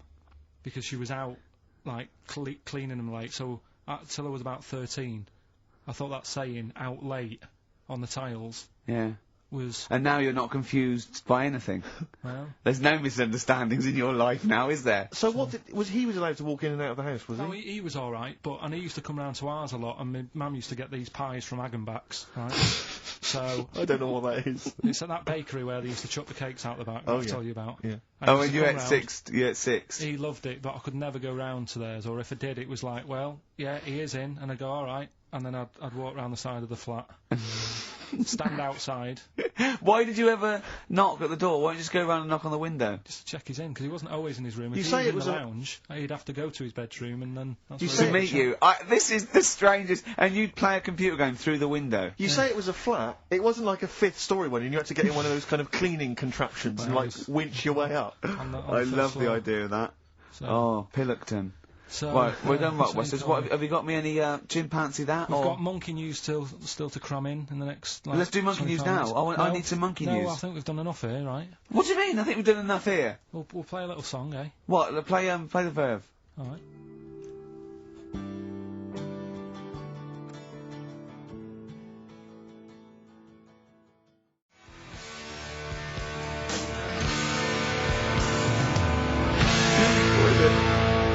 Eh? Go on. He's getting all stressed because I screamed. Sparky's Dream, Teenage Fan Club. I'll tell you, I'm sick of the screaming, Rick. I'm sick of that. I mean, no wonder Carl hates you, and that is the word I don't use often, but he does, and I've spoken to him in the past, and he loathes you. Monkey news. Give us one of the screams so the audience at home gets a taste of it. I'm taking my headphones off. No, and I'm not stepping going to away. scream. Go on, let's see what... Right, that come wasn't on. what you were doing. Was it worse than that? Yes! Right, come on, monkey news.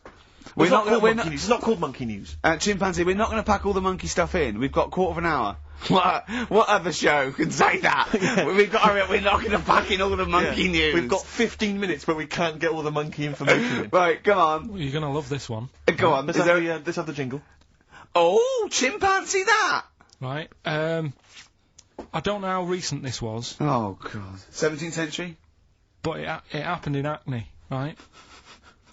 If you're outside London, that's in a place in London, and it's this monkey that's going about Hackney, nicking DVDs.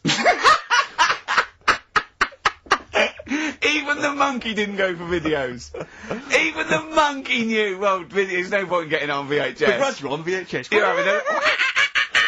Throw it back. Right, and there's a girl called Lisa who works in our office here, right, and I mentioned it to her because she lives in Hackney. I said, you familiar with this? And she said, oh, I remember something about it, which annoyed me. The fact that a monkey's running riot, but she didn't know the full story, and she lives there. What do you mean a monkey? Do you mean a chimpanzee or a monkey?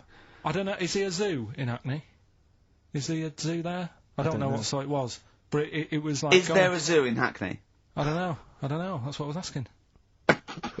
So, right, get on with the story. So anyway, it's been robbing stuff, and the other bit that really puzzled me, right, is the fact that. And you're not easily puzzled by monkey news. They took fingerprints.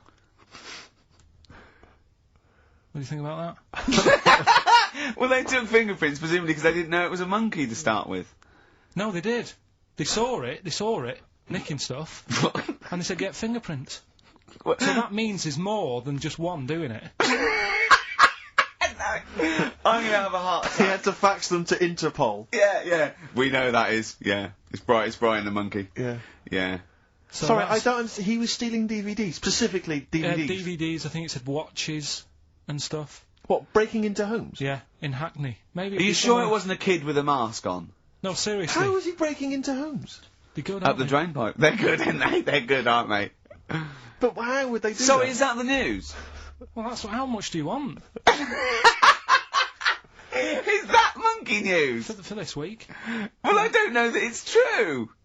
Again. There was another story that I found about a monkey, but I would like to know from someone in Hackney do you know what I mean? And I missed that one on Crime Watch, which would have been good. Right? But there was another story about one that, kept getting on buses, not paying its fare. Not paying its fare? And just sat in a corner reading the paper. Reading the paper, Carl! You're an idiot. But that wasn't in London. You're an idiot. That was in America. It wouldn't read the paper. Why would it read the paper? Because it was its way of sort of going, oh, well, if I'm reading something, maybe the inspector... The inspector will notice my hairy hands. Oh, Carl, you're such a fool! Well... Pillockton.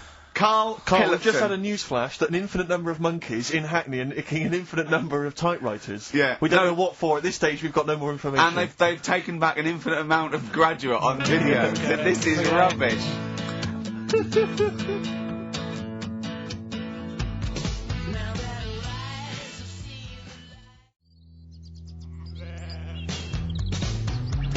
Supergrass, seen the light. I just think of people... sort of other Saturday going, you coming shopping? I go, I can't, I'm listening to XFM, there might be some monkey news. And they waited 2 hours for that. What sort of a show has a feature called Monkey News? Well,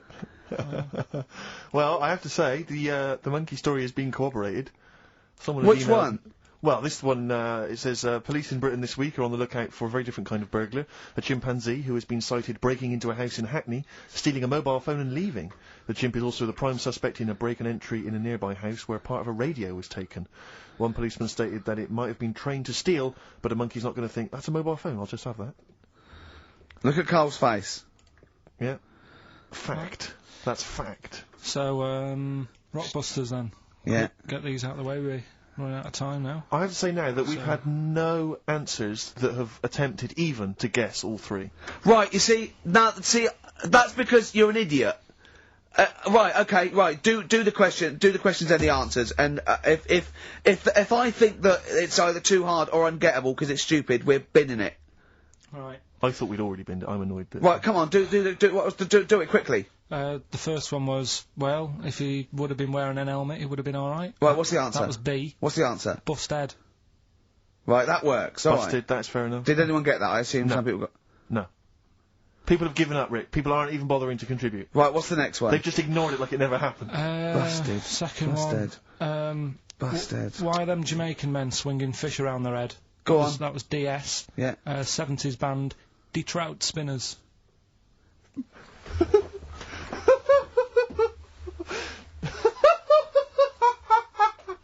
The Detroit Spinners have become the D-Trout Spinners. Yeah. Okay. Brilliant. And then the final bit, I'll play you some effects. Let's hear this. It's terrifying, Carl. It's sinister. Well, what's happened there? What was happening? No, what's the answer? That was, Born Slippy. The woman was having a baby. The doctor tried to grab it. It fell onto the floor. That's in your head, Carl. That's just a load of screams. That's and in noise. your head. Oh.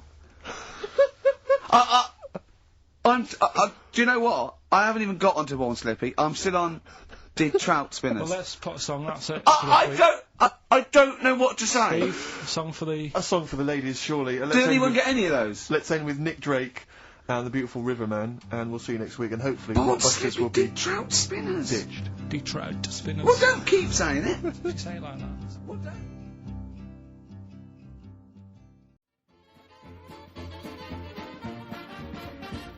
Thinking sideways.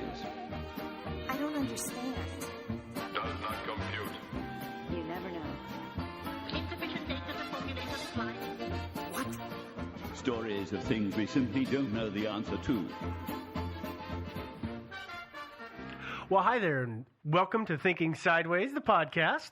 I am Steve. As always, I'm joined by my co-hosts, Devin. And Joe. And today we've got another... Actually, it's not another. This is actually a really complex mystery that we're going to go into. I would say this is the first time we've done anything like this. Yeah, and this is a tough case. Yeah. I know it made Devin uncomfortable a number of times. You were not happy researching this. I'm not, and it. You usually like the murder. I usually do. I just think there's something about this case as a young female.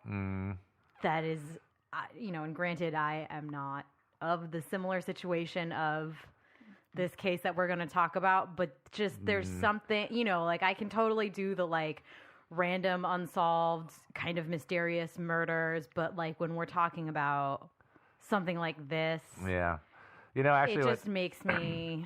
Researching this, I don't know if you guys ever watched that show. It was on for 2 seasons years ago, Twin Peaks. Mm-hmm. Did you ever watch that show? No. I did see some of it, yes. Yeah, it's about this bucolic little town up in Washington, and it's like, like a little small town. Everything's nice and everything, but then there's just all this stuff going on underneath the surface. Yeah. I mean, a lot of like murder, a lot of just intrigue. Yeah. All kinds of people who really surprise you. You thought they were just regular folks. And that's kind of what this reminds me of. With that very descriptive introduction, before we get into things, I want to talking about. Well, I want to tell everybody right now that the story that we're going to talk about involves multiple murders and some very graphic things. So if that's not your deal, if you've got kids around right now, you should probably either skip this one or listen to it later.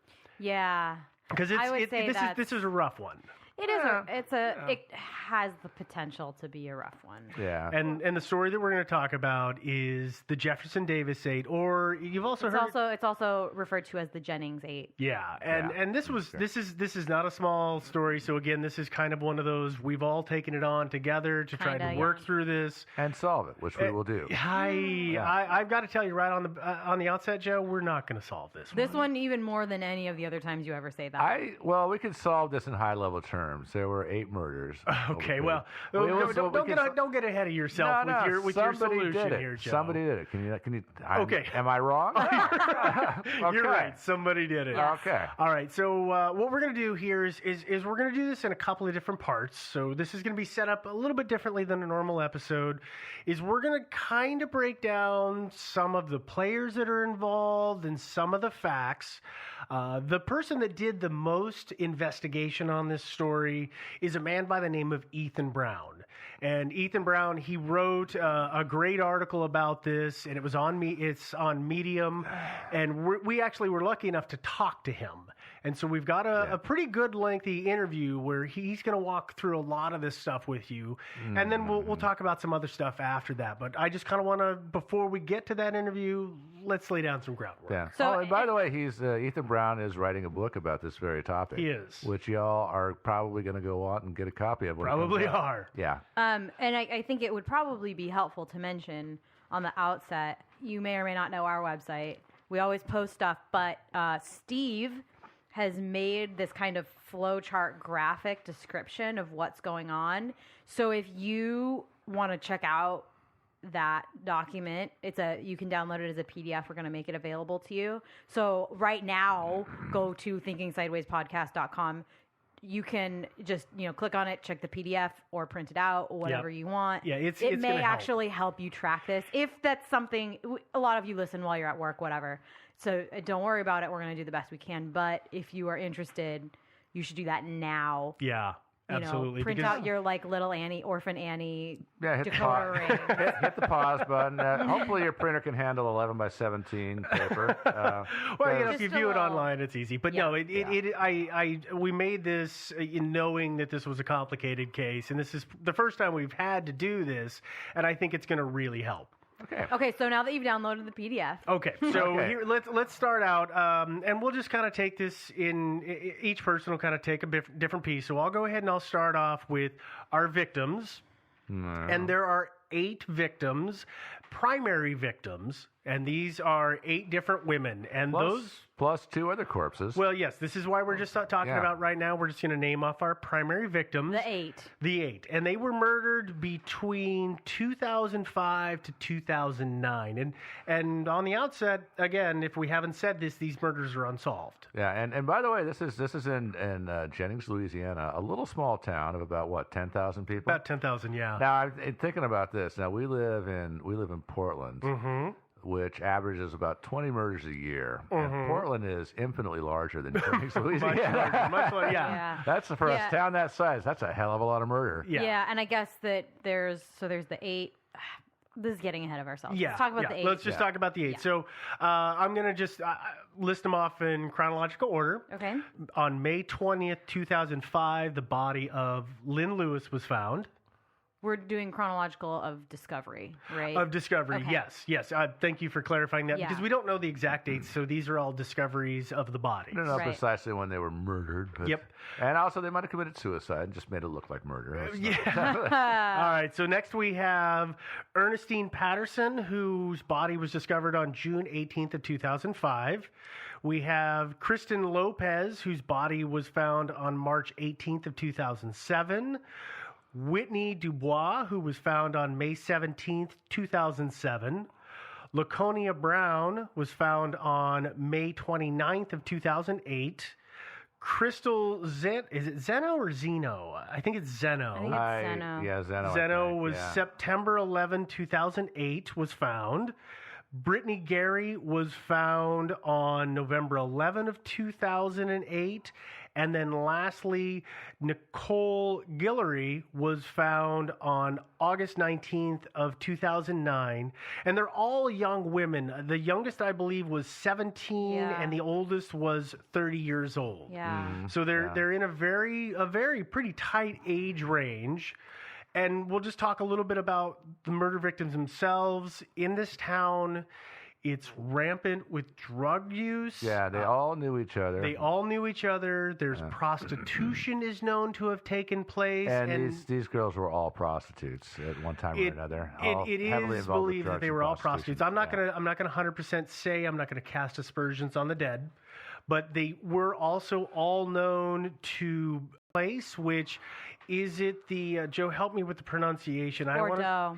Is it Bordeaux? I think it's Boudreaux. Boudreaux. That's it. Thank you. The Boudreaux Inn, which by the way is closed down now. Yes, and the Boudreaux will come up in our interview with Ethan. So again, we're just kind of laying these things out, but the inn it sounded like a tin building that operated as a hotel. So it wasn't the highest class establishment. Sounds like a pretty... It wasn't a Motel 8. Yeah, not even up to that high standard. Yeah, I know. And there was a lot of... Basically, it was kind of a den of iniquity, a lot of drug use, a lot of prostitution going on there, things like that. Well, and Mr. Brown will talk about this a little bit, but Jennings is a place that's very divided. There's the north side and the south side, which are divided by the railroad literal tracks. Railroad tracks. And the south side is apparently a den of kind of people who are in a much lower economic class, lots of prostitution, drug use, crime. Doing what you think you have to do to get by is the best way I can think of to say it. Yeah. I did a little street tour, actually. I got on Google Maps and got on Street View and just buzzed around the streets a little bit of the north part of town. And it doesn't look that bad, you know. And then I tried to go to the south, and apparently the Google car was afraid to go there. There's not even Google Street View pictures. No, actually there are. I'm lying a little bit there, but yeah. So there are also 3 cops that are closely tied to this case. Well, I think it's 3 cops that come up the most. And you might want to talk about the task force a little bit. There is a task force.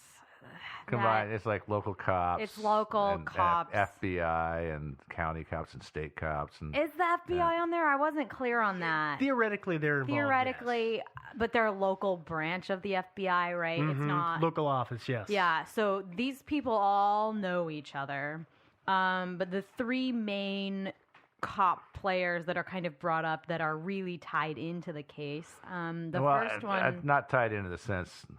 We should stress that there's any indication that they have they've actually got involvement in the murders. Nefarious, but there's questionable actions. We'll talk about this a little bit. Well, and let me preface what Joe said there, and I don't know. We're pretty deep in this, and that's why I want us to back up a little bit. Because for our listeners, I don't know about you two, but I've had my head deep in this story for 3 weeks, to the point that I've been talking about this story to everybody I know, to the point that I know that my boss is tired of hearing about it, my fiance is tired of hearing about it, my friends are tired of hearing.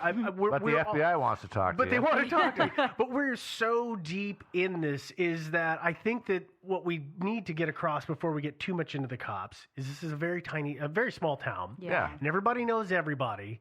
And so when we're talking about these people and we're going to make connections, it's because if you've ever known anybody or you've ever lived who's in a small town, everybody knows everybody and everybody's connected. Yeah. And that's the point of what I think is the reason that we're bringing up these particular and players. they have very defined actions that connect them to the case. It may not be murders, but I'm going to talk about that right now. So Paula Guillory, she was a deputy in Jennings for a while.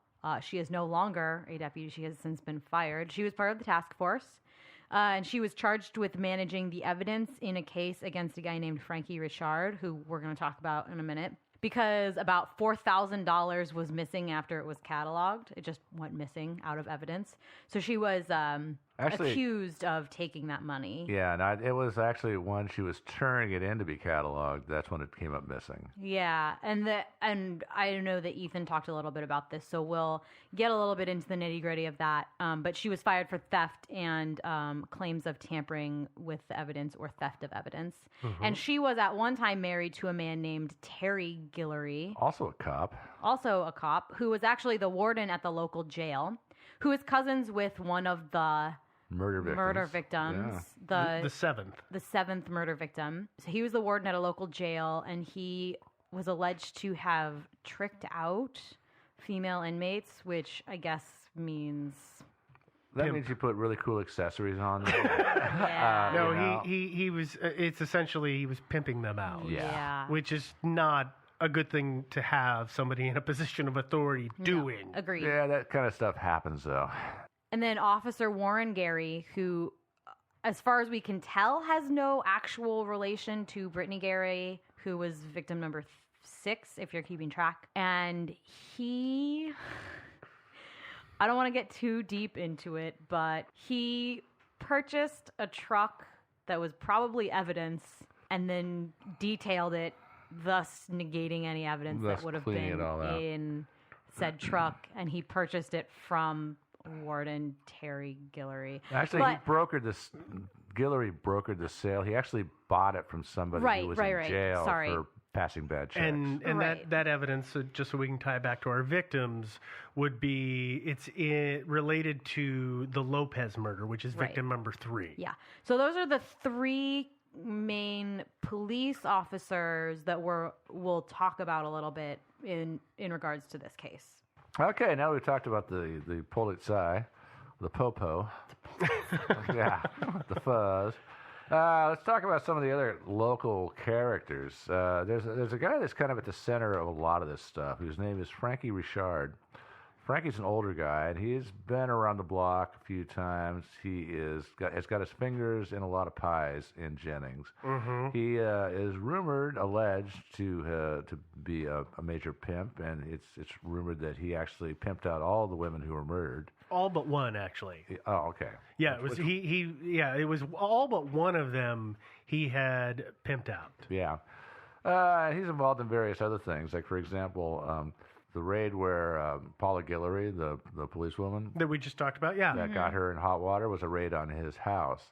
So he and a bunch of other people in this particular instance had been running this ring where they broke into people's homes and stole stuff, including cash and coins and jewelry and stuff like that.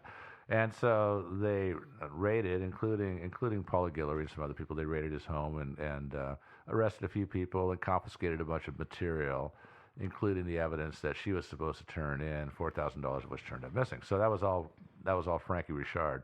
So he's been involved in a lot of this. And if you talk to Ethan Brown actually spent a lot of time hanging out with Frankie Richard. He's kind of the crime kingpin of Jennings. Yeah, he doesn't sound like the kind of guy I'd want to sit around and have a beer with. I've watched interviews with him, and is he creepy? Is creepy the word to use? Creepy is the word that I would use, but in the way that it's unsettling to talk to people who might not be all the way there. Generally. Oh, you mean a long-term drug user? Yeah. Somebody who's been using drugs for a long time, and they're talking. He's talking, and they seem to be lucid, but stuff. But he's just not. There's something there. It's just like there's a wire that's not totally connected. He's not in that weird. Well, the guy. It's hard to describe. He himself admitted to like decades of drug abuse and alcohol abuse. Well, he definitely. Yeah. And that will take its toll. I unfortunately, just because of where I grew up, I know a lot of people like that, and so I totally understand what you're saying. Where there's you something. You talk to somebody, and you're like. I guess it's that there's a bit of emotional connection that seems to be missing. And I also think that it's the loose wire that you talked about. Yeah. I actually think it's not loose. It's connected to the wrong spot, and they make a lot of weird, rapid jumps. Yeah. And that's through that's unsettling. That's a lot of heavy drug uses. Those are the people that I've always found were like that. They just they skip back and forth. It's like a needle on a record that is in a car driving down the road. It's just bouncing around. I've known people like that, and again, we'll post a link to a video of an interview with him, but it's sorry not to go off on a tangent. No, that's fine. But yeah, anyway, so he creeps me out. So we talked about Frankie Richard. Just another aside about Frankie. He was actually they actually tried to put him on trial for one of the murders because somebody named, there's another character I'm going to introduce here now, Tracy Chasson is a female person who claims that she saw Frankie and his godniece Hannah Connor murder Dubois, who was which one? She was the fourth victim, I believe. Mm-hmm. Yeah. Okay. So Tracy actually claimed to have seen Frankie Richard murder a couple of different people, and then of course I mentioned Hannah Connor. That is again Richard's godniece, and they spent some time hanging out together. In terms of the Dubois murder, which of course Frankie never actually got tried for because for lack of evidence. She claimed that she was sitting around getting high with Dubois, Hannah Connor, Frankie Richard, and herself.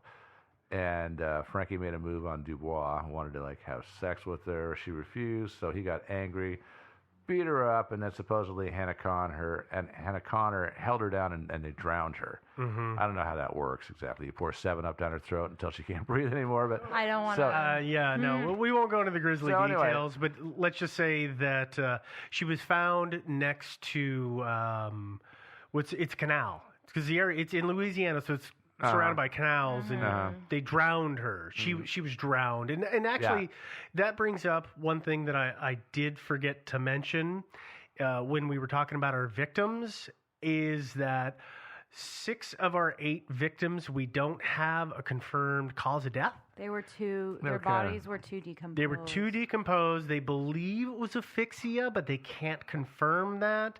And then the other 2, which this is terrible, but the other 2, they know the cause of death because their throats were cut.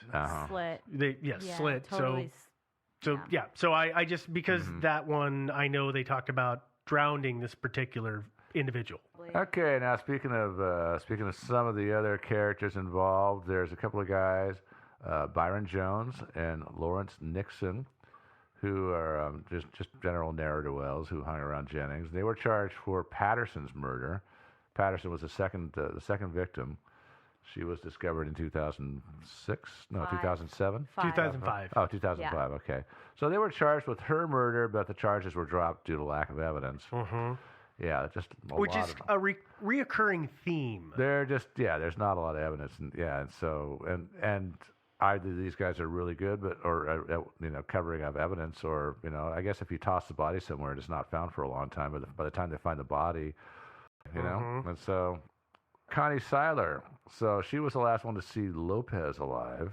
Lopez was the 3rd victim. And she was involved with this pickup truck that was brokered by this one cop to another cop who bought it. And we'll get into that which we talked about just a get into little that bit ago. later. But she was peripherally involved because of her pickup truck, maybe. She used the money from that sale to pay off a bunch of bad checks and get herself out of trouble. So those are just some of the other major players. Let's talk about a couple of the, because I know you, in the beginning, you mentioned that there's some other murders. Yeah. And when we talked to Ethan, and this will come up in the interview, is that there is a huge murder rate and there's a huge unsolved murder rate, or number of murders, but there's a couple. It's a low clearance rate. Low clearance rate is a good way to put it. Yeah. There's a couple of other facts that you should probably know before we get too far along, although we're already pretty far along. There is a death of a local man who is Leonard Crochet, and he died in April of 2005. Crochet was killed in, the term has been dubbed a botched police raid. So there was a bunch of people at a house. They were all doing drugs. The cops came in. And apparently the electricity had been cut off. Yeah, there was no electricity, and when the cops were there, and for reasons unknown, the cops opened fire in the middle of this, what was otherwise a peaceful drug raid. Yes. And killed this man. And there have been theories posited that these women, we know for sure at least one of the victims was there. One of them was, yeah. But it's been posited that they all knew something about that police shooting, and that was the reason that they were all targeted. They And were all that's the reason- friends, you know. Yeah, and in a small town, everybody talks. They won't talk to the cops, Yeah. but they'll talk to each other, and they will share information and spread rumors like wildfire. Yeah, although I got to tell you though, I really don't buy into that theory personally. No, I think that's weak sauce, but I want to put it out there so people are some people aware have of made that that one. claim, but yeah, There's 2 other deaths that I want to talk about. One of them is in relation to the 4th victim, which is Whitney Dubois. And there was a man by the name of Harvey Bird Dog Burlier. I believe I'm pronouncing that right. I think it's either Burley or Burley. I think it's Burley. I think it's Burley. Okay, we'll go with that. Everything's kind of French in Louisiana. Yeah, and I'm not good with French. Yeah. I never took it. We'll just call him Bird Dog. Yeah, so Bird Dog was shot to death. Stabbed to death. Yeah, you're right. He was stabbed to death. I don't know why. I'm on a shooting thing, evidently. Yeah. He was stabbed to death after telling people that he was close to figuring out who was responsible for the Dubois killing. Whitney Dubois. Whitney Dubois. Yeah. So he died because of that, and his murder has never been solved. Well, not necessarily because of that, but it is a little suspicious. Well, again, it's you draw one to another. He's walking around town telling everybody he's working on the case and he's figuring out, and then suddenly he's stabbed to death. Stab. That's a little weird. Yeah. And then another victim that's on the periphery that I want to talk about is Russell Carrier? Is it Carrier or Carrier? Carrier. Okay, we'll just say Carrier, and we'll probably be wrong on that. But Russell Carrier, he after Crystal Zeno, how did we? Anyway, We decided Crystal. it was Zeno. Crystal After the Zeno. Zeno murder, he reported seeing 3 men leaving the woods. Leaving the woods where the body was found. Yep, leaving the woods where the body was found. And he said that he had spotted these 3 men, and it is a man by the name of Irvin Tyson Morton, Eugene Dog Ivory, and Ricardo Tiger Williams. And those middle names are all nicknames. They by are, the way. yes. Yeah, that's a good thing to say. Those are their nicknames. By the way, they are all close associates of Frankie Richard, who again And is all people the task force had named as suspects in the Lopez homicide. Actually, no. Irvin was the only one that had been specifically, that I know of, had specifically been that's fair. targeted in the Lopez murder. But they're all, as Joe said, they're all associates of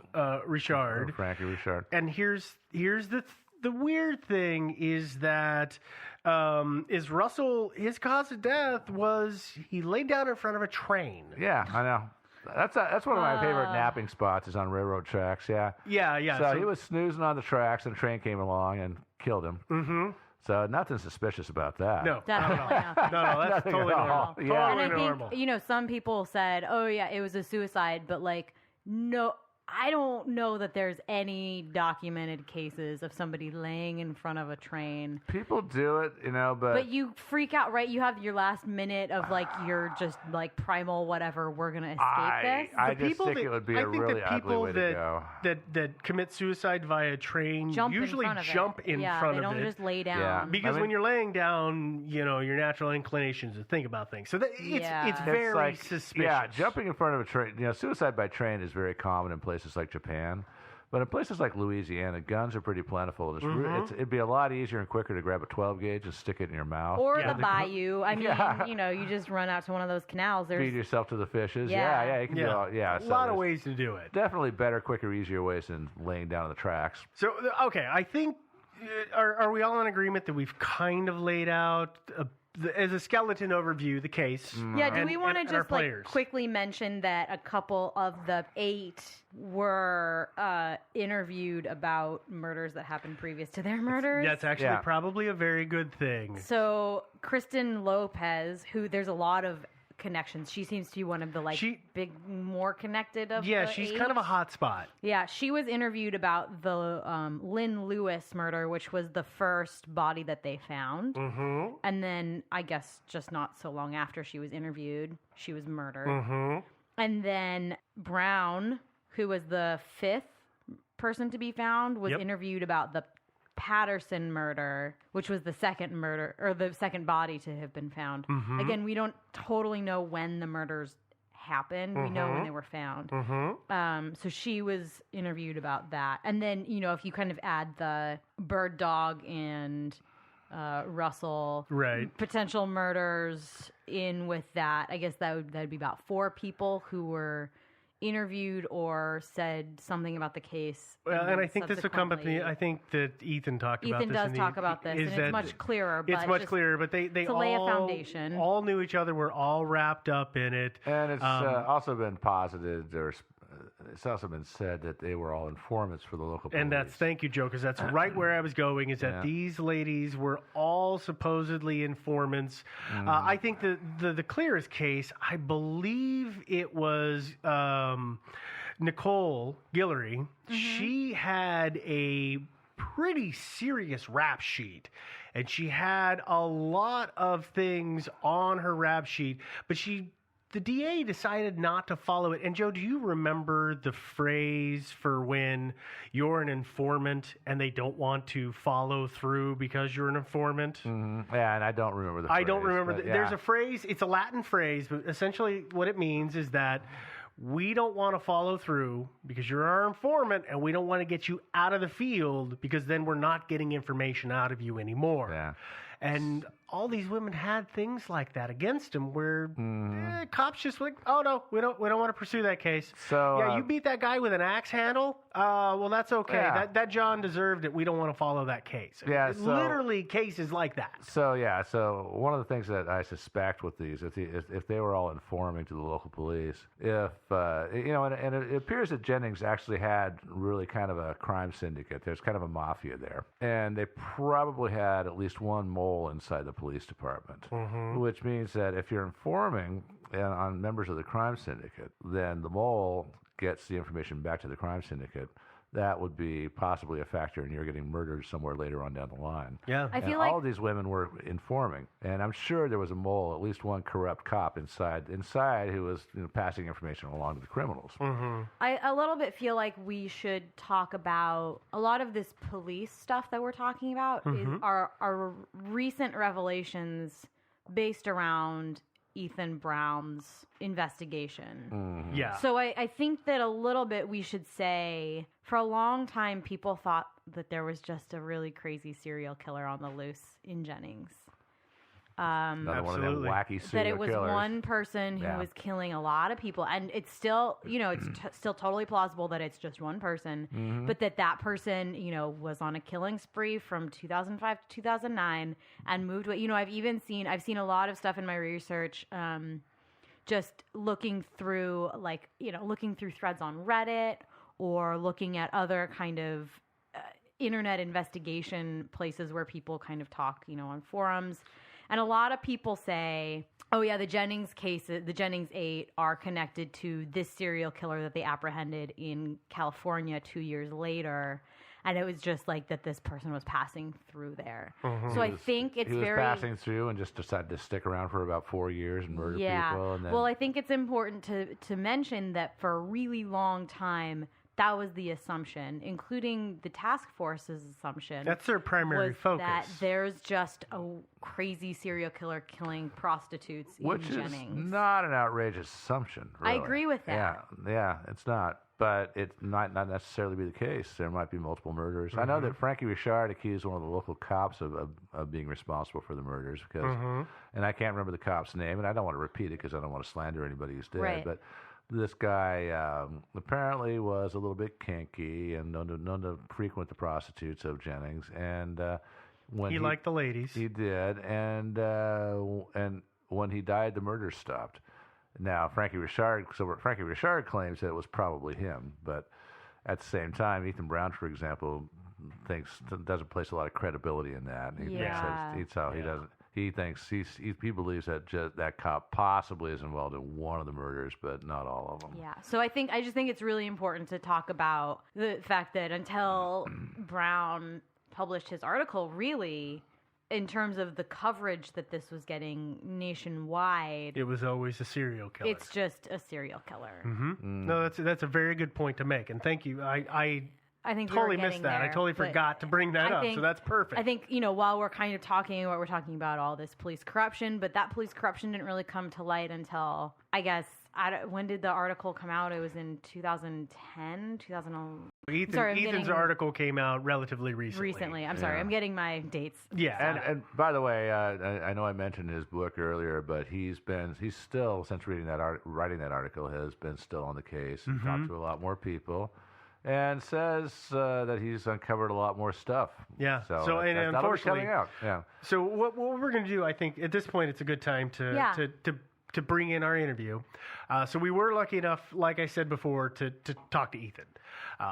There's a couple of things. So I know Devin, ironically enough, couldn't be here because she was in court. She was actually... luckily, she got off. She got a good lawyer. I was on a jury. Yeah. I was deciding someone's fate. So Devin wasn't able to join us, but Joe and I did talk to him. And I have reviewed the interview. Yeah. And there's a couple of things that I want to say, which is, Ethan, we do bounce around a little bit, and we tried to take it in order, but this case is such a tangled mess that it may feel like we're jumping around, and that's not intentional. We're just following threads That's why we try to lay everything out. Yeah, because it's already, even just in this last, 30 minutes that we've been trying to describe however long this, we've been talking about it. it's a mess.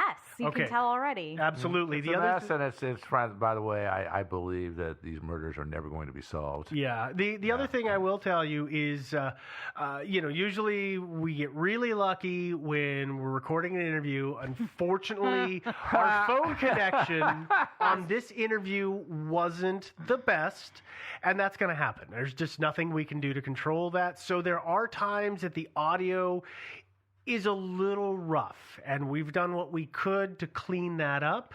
So bear with us as the interview plays out. Sometimes it gets a little funny. That's what happens when you record a phone call. But with that having been said, let's go ahead and let's talk to Ethan, and then we'll talk some more about the case. All right. Okay. So to start off with, what I was kind of hoping is, because this story's pretty convoluted is the best description that I can come up with. I was hoping you could kind of walk us through the story a little bit just to help kind of illustrate it for our listeners. Sure. I'll walk you through the bare bones version of it first. Perfect. So from 2005 to 2009, the bodies of 8 female prostitutes were found in swamps and kind of abandoned roads and wooded areas of a town called Jennings, which is the parish seat of Jefferson Davis Parish in Louisiana. In Louisiana, what we have is parishes, not counties. So in other states, you would have, like I'm from Maryland, you would have Montgomery County, for example, right? Right. So in Louisiana, you have parishes. So Jennings is the parish seat of Jefferson Davis Parish.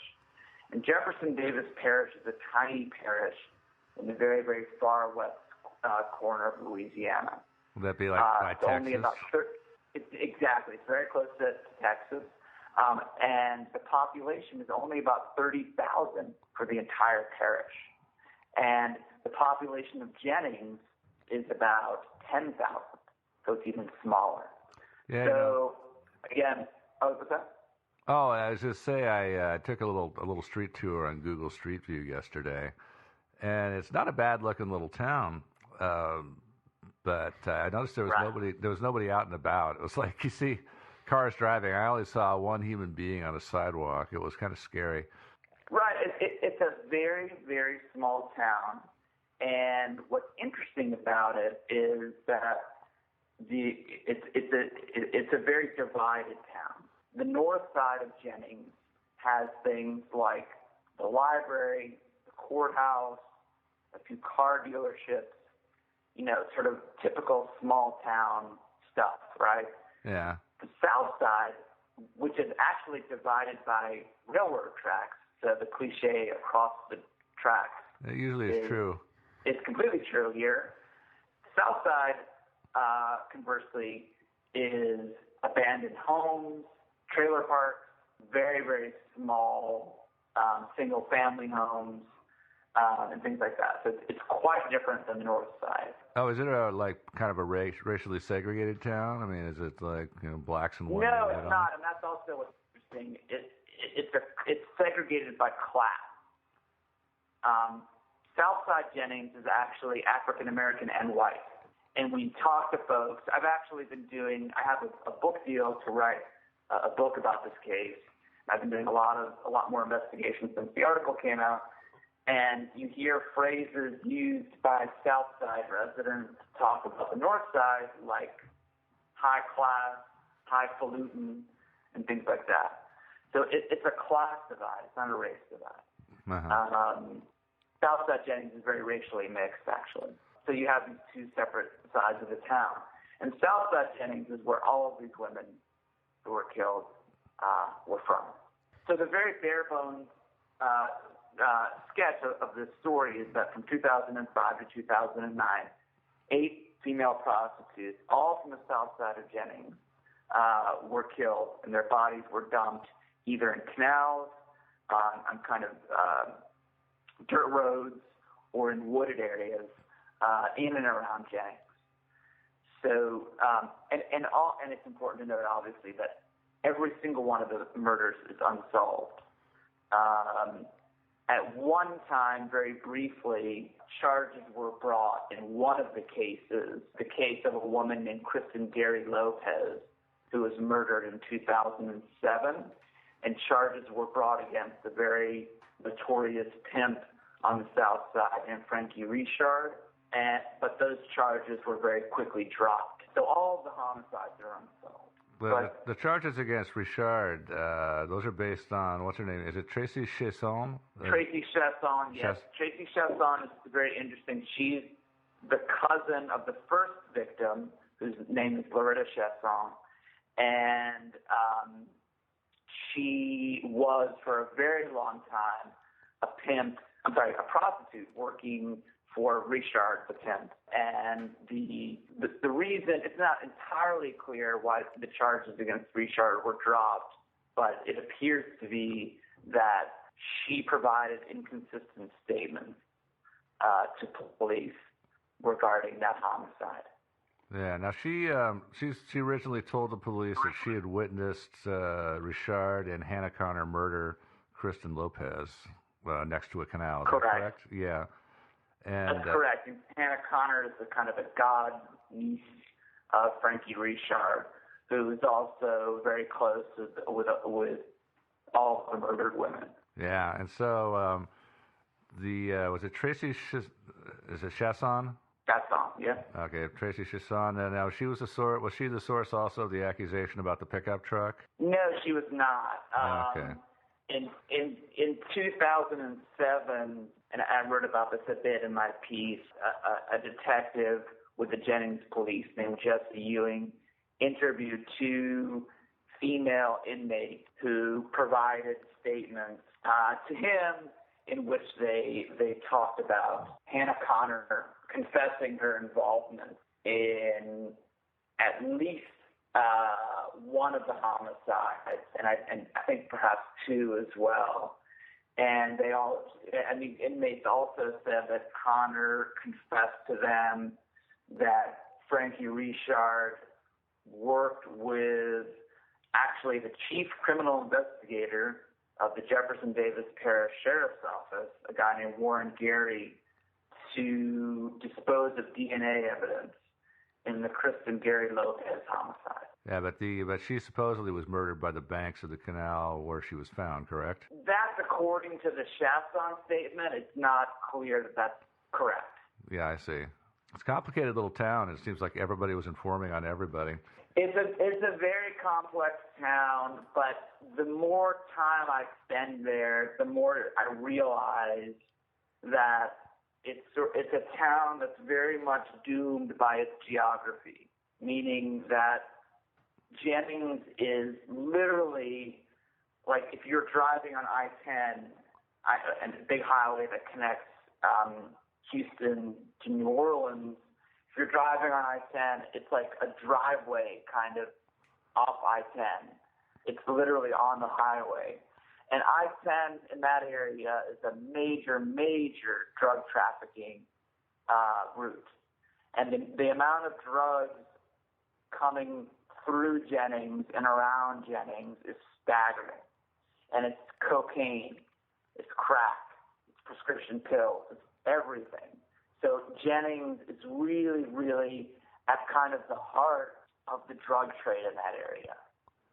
And I've actually, since my piece has run, I've actually talked to people who were in the drug game for a long time in Jennings, and, they would tell me stories about, everybody in Jennings knows that, when you're growing up there, that the way to get money and the easiest way to get money is to make these little drug runs to Houston for cocaine or prescription pills and bring them back to Jennings. And it's very easy to do. It's very available, and it's very lucrative. So Jennings is a tiny town that has this tiny town setting, as I'm sure you saw, from some of the images that you looked at online. You look at the downtown, and there's the post office and the library and the courthouse, and it looks like a small town that could be anywhere, but yet it's really kind of a bullseye area as far as the drug trade is concerned. That's a shame. This me to sort of a side question, which is, while you were there doing your investigation, did you pack heat? No, I did not. I would have. Yeah, I get asked a lot of people threaten me, or did I bring gun with me and whatnot when I go out there. And actually, interestingly, as I was doing this piece, this has completely changed since the piece came out, but prior to the piece coming out, I was sort of looked at as a kind of, they're like, oh, well, there's this strange person, coming to town a lot. No one pays attention to what's going on here. Isn't it sort of interesting that this guy is coming here? It was sort of, I was actually treated quite well by everybody that I saw for this piece, including law enforcement, because they had no idea what to make of me. And I think also, just as importantly, this case had been covered quite a bit in the media. CNN covered it, the New York Times covered it, and everybody covered it from the same perspective, which was there's a crazed serial killer loose in the swamps of southwest Louisiana, and that's it. And I think they just expected me to do that piece that everybody else had done.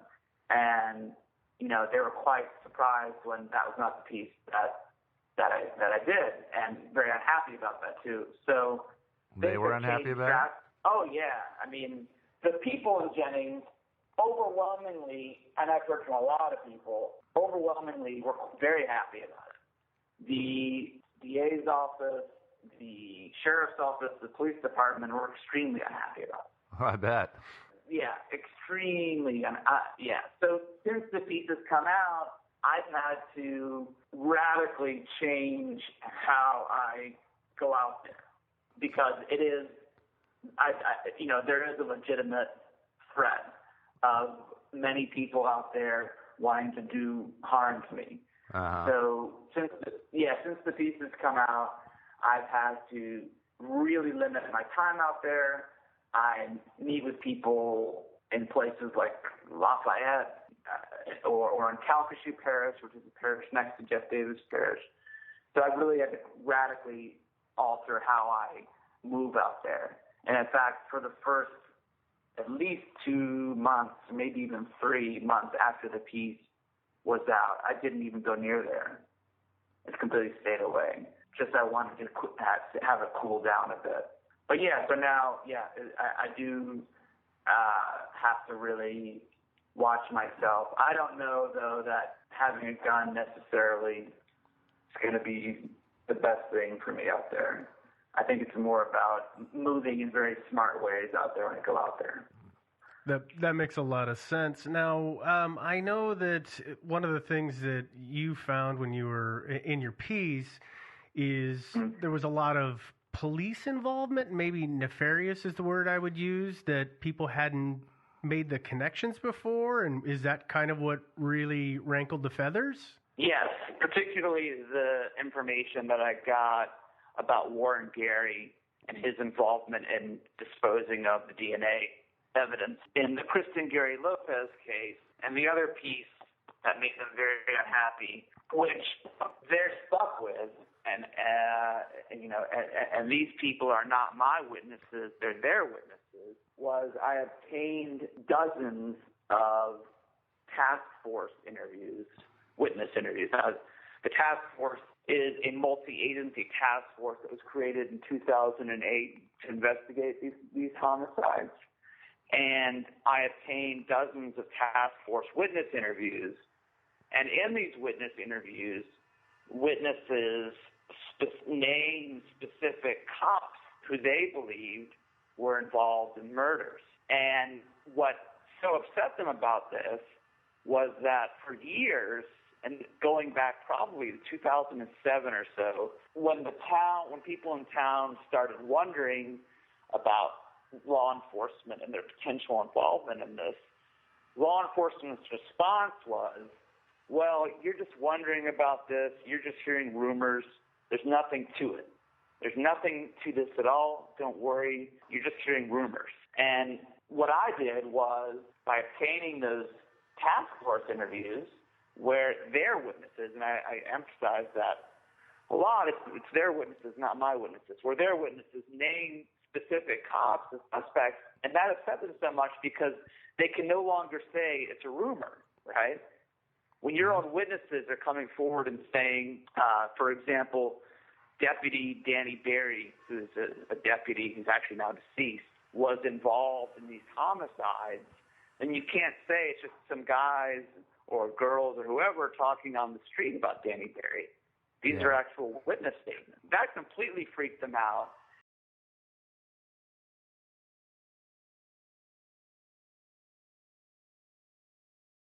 And it's now destroyed their narrative. This is the narrative that they have foisted upon this case, and this is the narrative that they desperately want the town to believe, is that anything you hear about law enforcement is just a rumor. Well, that's absolute, 100% crap, and it's proven by their own witness interviews. So, it was really the two pieces of, one, the statements about Warren Gary, and again, those are their witnesses, not mine. Those are witness statements taken by the Jennings police. And then it was two, the witness statements taken by the task force where cops and sheriff's deputies are named as suspects. So it's really destroyed their narrative. Yeah, about how many different law enforcement personnel were named? I would say about 4 to 5. Okay, that so includes Warren Gary and Danny Berry. Warren Gary, Danny Berry, the former warden of the parish jail, a guy named Terry Guillory, his former wife, Paula Guillory, who was the deputy with the sheriff's office. And so quite a few, actually. And many of those people are very high-ranking. I mean, you're talking about Warren Gary was the chief criminal investigator for the sheriff's office, and Terry Guillory was the warden of the parish jail. So, speaking of Paula Guillory, I was kind of curious. You interviewed her. So she got fired for mishandling evidence, but it looks like, and I read the sheriff's memo and everything, and it sounds he named a whole list of grievances against her, including but I noticed even though he fired her really quickly, there was never any investigation or prosecution. Right. So do you think he fired her simply for the straight up reasons he specified, or because perhaps she wasn't on board with the cover-up, or perhaps on the other side, maybe he thought that she was involved in the crimes and wanted her just gone? It's really hard to say because there's a lot of competing narratives about Paula Guillory, including from Paula Guillory herself. I interviewed her for my piece briefly, and she claimed to me that the missing evidence that she was fired for was evidence seized in a raid on Frankie Richard, and Frankie Richard's the prime suspect in several of these murders. This was a raid on Frankie Richard's house. So she told me that she turned in the evidence and it simply disappeared. She didn't know what happened to it. She said that she was then terminated. And actually, the personnel file that I obtained on her, which contained the investigation into her activities, she had actually never even seen that, which I thought was really interesting too. And I was reading bits of it to her to have her respond, right, to the allegations in the investigation, and she had never heard any of them before. So she was very quickly moved out of her job. And, if you believe the investigation, the internal investigation into her, it's, the reason is that she took something like $3,000 that was taken into evidence and essentially just stole it. And is that what happened? Well, I don't know. She says that's not what happened. The sheriff's office says that is what happened. When I interviewed Frankie Richard about it, and I quoted him about this in the piece, he made a comment which he meant kind of as a joke, but I took actually very seriously, which was, I want to thank Paula Guillory for stealing evidence in that case because it caused the charges against me and my mom to get dropped. And Paula, she was pretty upset when she heard that, wasn't she? She was really upset. I read that quote to her, and she was very upset about that. You know, she claims she's just a good cop who was doing her job and really wanted to go after Frankie Richard. And then I have a number of people, including the private investigator who's working on the case, Kirk Bernard, who have told me that right around the time that Paula Guillory disappeared that evidence, she was observed at Frankie Richard's home socializing with him, and she was also observed at a house on the south side of Jennings that was basically a crack house where just about all of the women hung out. She was observed at this crack house also socializing with a number of people there. Huh. So, well, I was going to ask, because we've kind of dipped our toe in the water about Frankie Richard. He seems to be at the middle of a lot of this stuff, and I'm just kind of I haven't been able to wrap my brain around like what exactly is his involvement in all of this. Right, he is at the center of Frankie is at the center of the entire case because for a number of reasons. One, and this is by his own admission, like he pimped out pretty much all but one of the women. The one exclusion being Ernestine Patterson, one of the early victims in 2005. So he pimped out all of these women.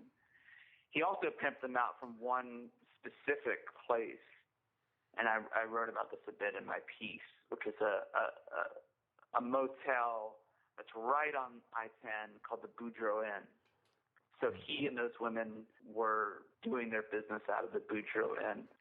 He was also, by his own admission, in at least two of the cases, and those would be Kristen Lopez and Whitney Dubois.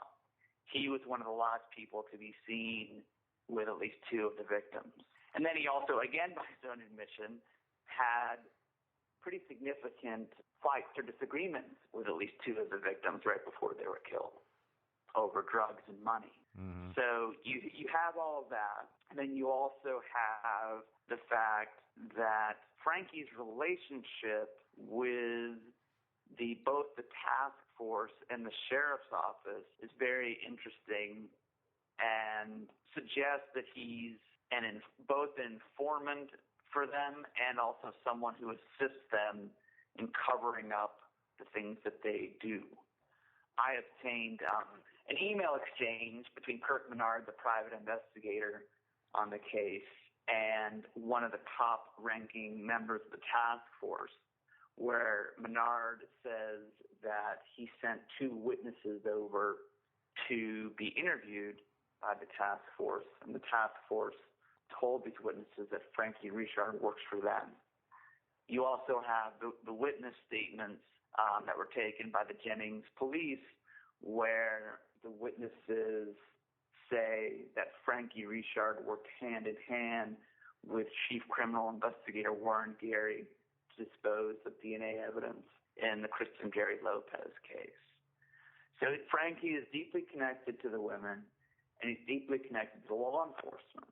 He's very much at the center of this case. And he's been accused of course, two of the murders, Kristen Lopez and Whitney Dubois. He was charged in Kristen Lopez. He's never charged in Whitney Dubois. The circumstances around the death of Whitney Dubois, though, highly suggest that he is involved, because she was found in kind of a swampy area that has little crawfish ponds, very, very desolate area. And she was found on the road near one of these ponds by a guy who works kind of on the streets for Frankie Richard. And the guy claimed to have found her and claimed to have seen her something like a half mile away from where she was. And it just seems highly implausible that this guy would just suddenly pop up, in this desolate area where there's nothing around and find Whitney Dubois. And by the way, he happens to work for Frankie Richard too. Mm-hmm. Actually, although at the same time, maybe he actually legitimately did, because if he'd just gone out there and disposed of the body and then turns around and says, "Hey, I found a body," I would tend to dissociate myself from dead bodies that I'm involved with. One would think so, and that's a good point. Although there is actually this odd kind of phenomenon of, and I have this in another case that I'm working on, where someone who's involved in a murder finds a body or claims to find a body, and they believe that it'll actually take suspicion off of them. Mm-hmm. You know what I mean? Yeah, I can see that. Honestly. Yeah. Like, I just look at me. I'm part of the search party, and I just happened to find this body. The man who found Dubois, his name is Jamie Trahan. He's a very close associate of Frankie Richard, and he presented it. And I spoke to Dubois, a number of people in the Dubois family, about the way Trahan presented himself to them after finding her body. And, he presented it as, I was just out here, and, I'm just trying to help, and I'm so sorry. And at one point, he even offered to put down quite a bit of money to help pay for her funeral expense, which the Dubois family also found incredibly suspicious. That is a little odd. You would think if you had any involvement in something like this, you'd want to be nowhere near it, especially if you were somebody who was so closely connected to Frankie Richard. But I think sometimes people think that by presenting themselves as like, this like innocent person who happened to stumble upon this horrible thing, that moves the spotlight off of them in some ways. Yeah, it doesn't make sense to me, but... Yeah, and as we're talking about Frankie Richard's associates, I remember you had, there was a part in there where you were talking about Brittany Gary and the three men that were seen leaving the woods where she was found. What was it? Irvin, Eugene, and Ricardo? That was actually not, that was Crystal Shea Benoit. Oh, okay. That was a different victim, yeah. And three men were seen. She was found in this wooded area on the outskirts of Jennings. And three men closely associated with Richard were seen leaving the wooded area after her murder. And the man who saw them was a man named Russell Carrier. And Carrier mysteriously was run over by a train in happens. Jennings. Yeah, it happens. As soon after that witness identification, and law enforcement said it was a suicide, and his family does not believe. Did he say? Did he at one point? I'm racking my brain here. I thought that when he was making the statements, did he tell somebody else that he was trying to figure out who had done it, and he had almost figured it out at one point? Or that was the other guy. That was the brother of one of the victims. That was yet another person, actually. Yeah, that was a drug dealer named Harvey Bird Dog Burley, who was very close to the Dubois family. And he said that he was, working the streets and gathering tips on the homicides, and then he was stabbed to death in Jennings, and his murder, he was stabbed to death in Jennings, I believe, in 2007, and his murder is unsolved as well. I was just going to say quickly, that's another piece of this story that's so fascinating, which is you have 8 unsolved homicides in a town of 10,000 people, which is extraordinary. The fact that you have 8 homicides in that size of a town is extraordinary in itself. But the fact that all of them are unsolved is even more extraordinary. But what adds even another level of craziness to this story is you have homicides like Bird Dog that are unsolved. And there's quite a few of them. So if you were to add up the 8 women plus the other unsolved homicides in town over the past decade or so, it comes close to 20. Oh, yeah. I didn't realize it was that high. It's really just truly remarkable. And I can say, and I've been writing about crime and working in this field for a very long time, never seen anything like this anywhere. I've never, both in terms of the level of law enforcement corruption and the number of homicides and the number of unsolved homicides. Such a small area. It doesn't sound like they solved any homicides ever in that town. They actually had a homicide early this year that they solved. Good for them. Which was, Yeah, it's pretty unusual. Yeah. My interest in this story, actually, and this had to be taken out of the piece just for space reasons, began in 2011. I was out there visiting with Kirk Menard, the private investigator, just to get a sense of the story. And actually, within days of being out there, there was a murder of a drug dealer in Jennings named Bowlegs. And I actually just met Bowlegs the night before he was murdered. And, you know, it was pretty amazing, and this had never happened to me before, where I was introduced to somebody and they were murdered the next day. And that murder, which dates back to either June or July of 2011, that murder is also unsolved. And Bowlegs also, by the way, dated at least two of the women who were killed in this case. Did when you interviewed Bowlegs, did he give you any useful information? No, it was just a very brief introduction to him. I didn't actually interview him. My trip back then was just essentially meeting people. Yeah. So Bowlegs wasn't sitting on a powder keg of information, and he had to be silenced. More likely, he was. I don't think so. I think he was, a casualty of some sort of drug beef, but his murder's unsolved, just like the rest of them, which is interesting. Now, another piece in this whole story is that I believe, and correct me if I'm wrong here, is that of these 8 women, a number of them were present at a police shooting prior to their deaths? Correct. Correct, yes. So were all of them or just a couple of them? I thought it was just one. Just a couple of them, yeah. I've been able to confirm just one, which is Kristen Gary Lopez. I've heard, though, that it was 2 or perhaps 3.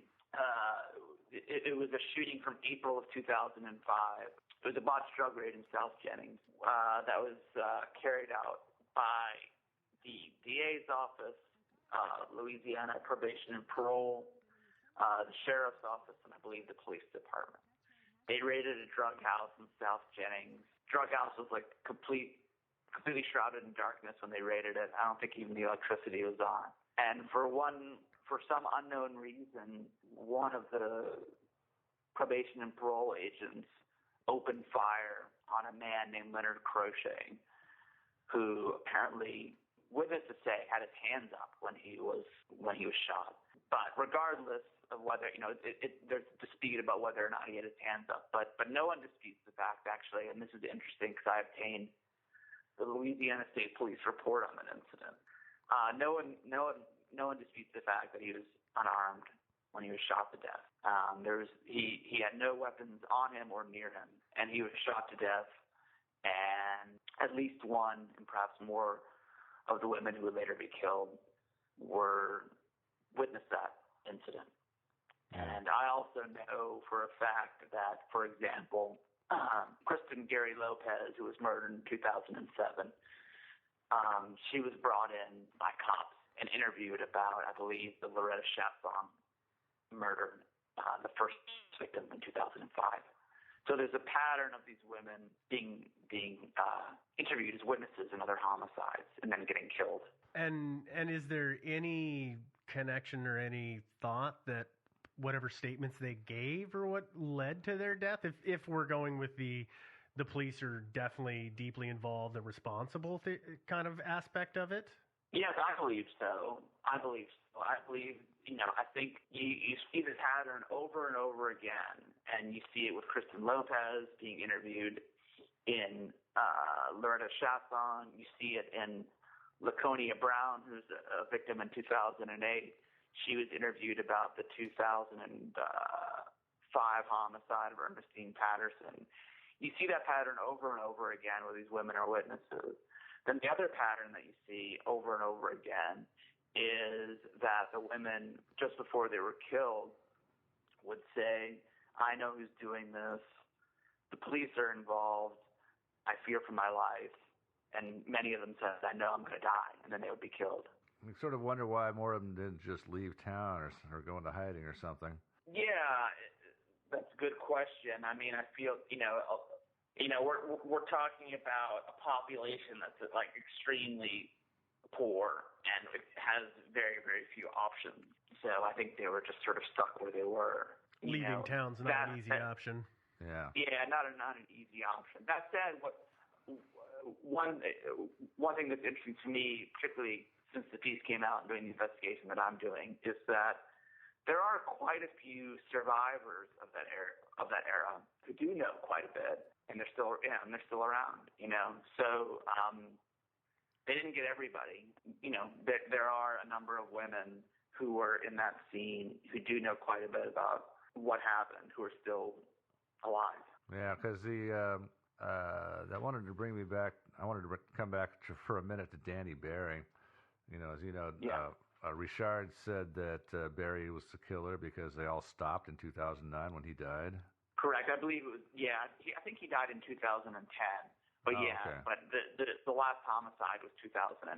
Yeah, I mean, I think Richard has his own purpose for making that claim, which is, it's not me, it's him. My sense of Danny Barry, especially from reading all the witness interviews about him that the task force conducted, is that Barry was deeply involved in the prostitution scene in South Jennings, which is where all these women are from. He would pick up these women and bring them back to his house. And at least one witness, task force witness, talked about Barry having some sort of dungeon in his house with chains and whatnot. Uh-huh. And I assume that would have been one of the prostitutes that he took back home with him. Yeah.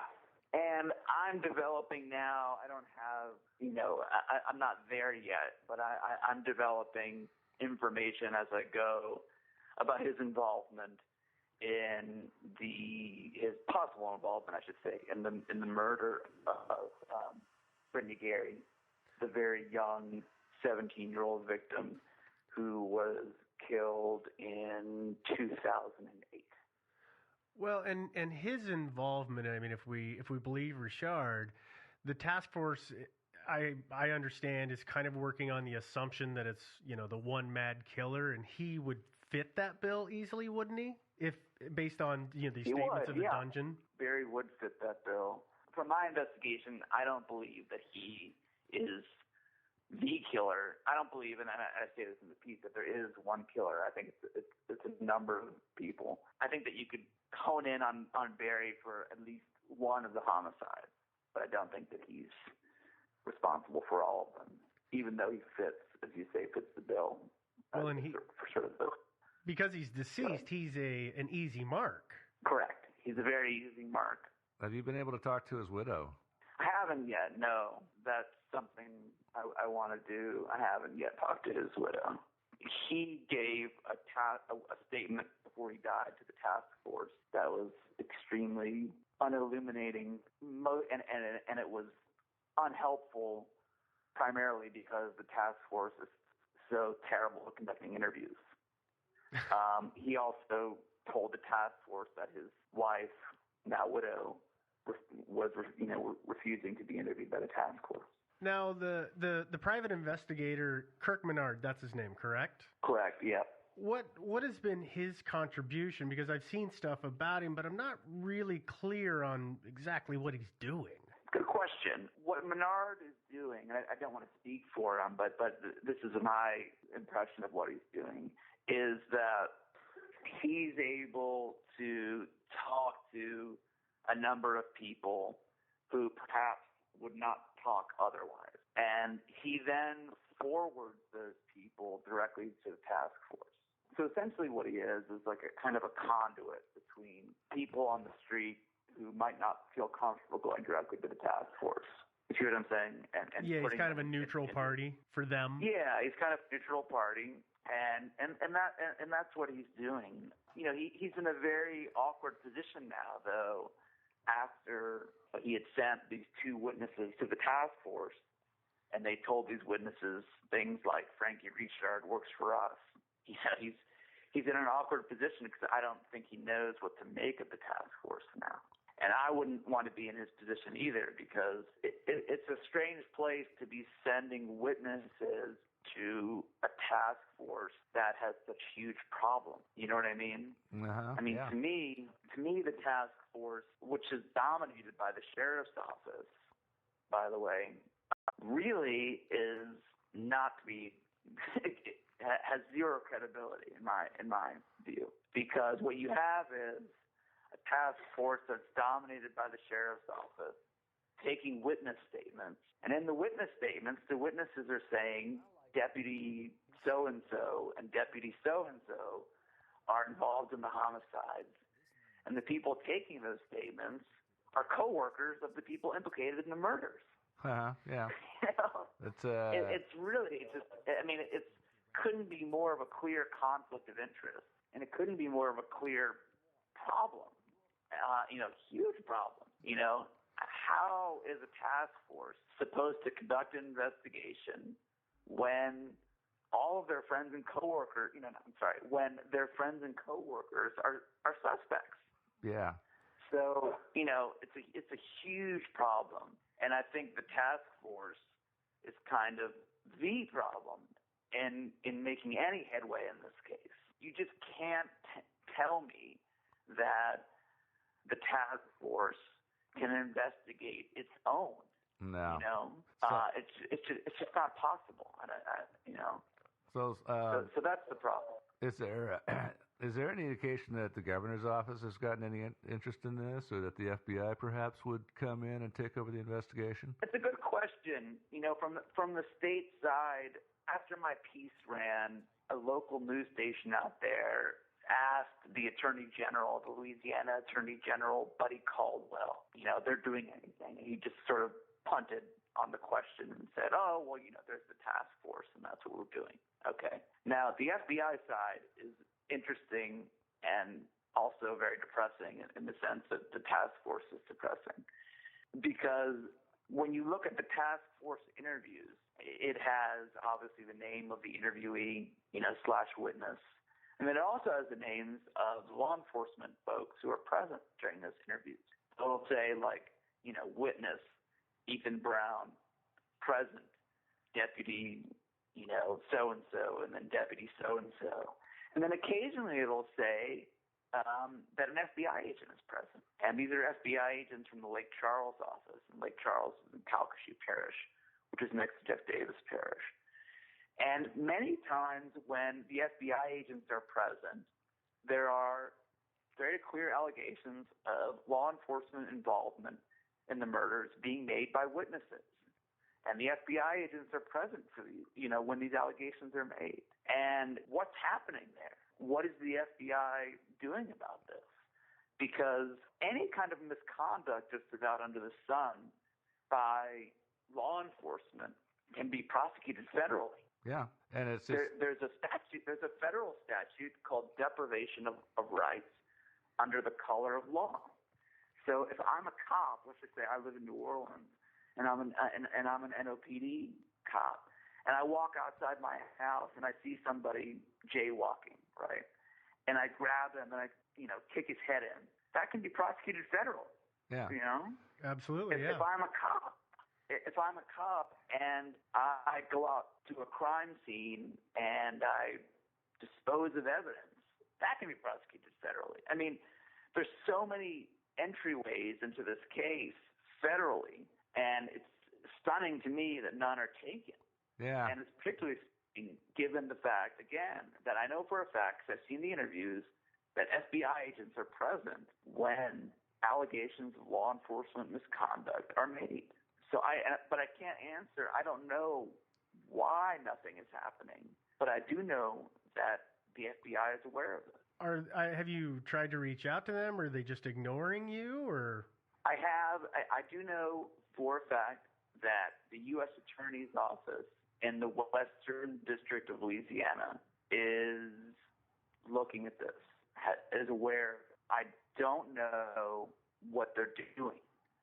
Again, it's a mystery to me. My guess, and this is only my guess, is that the local FBI office out in Lake Charles, I fear that they're close with, many of the law enforcement folks that are under a cloud of suspicion on this, and that they're not moving as a result of that. You know, So it comes back to you that. know. Although again, I should say it's really complicated. You know, there was a lot of police misconduct during and after Katrina in New Orleans, and it took years for those cases to go federal. Why did it take as long as it did for those cases to go federal?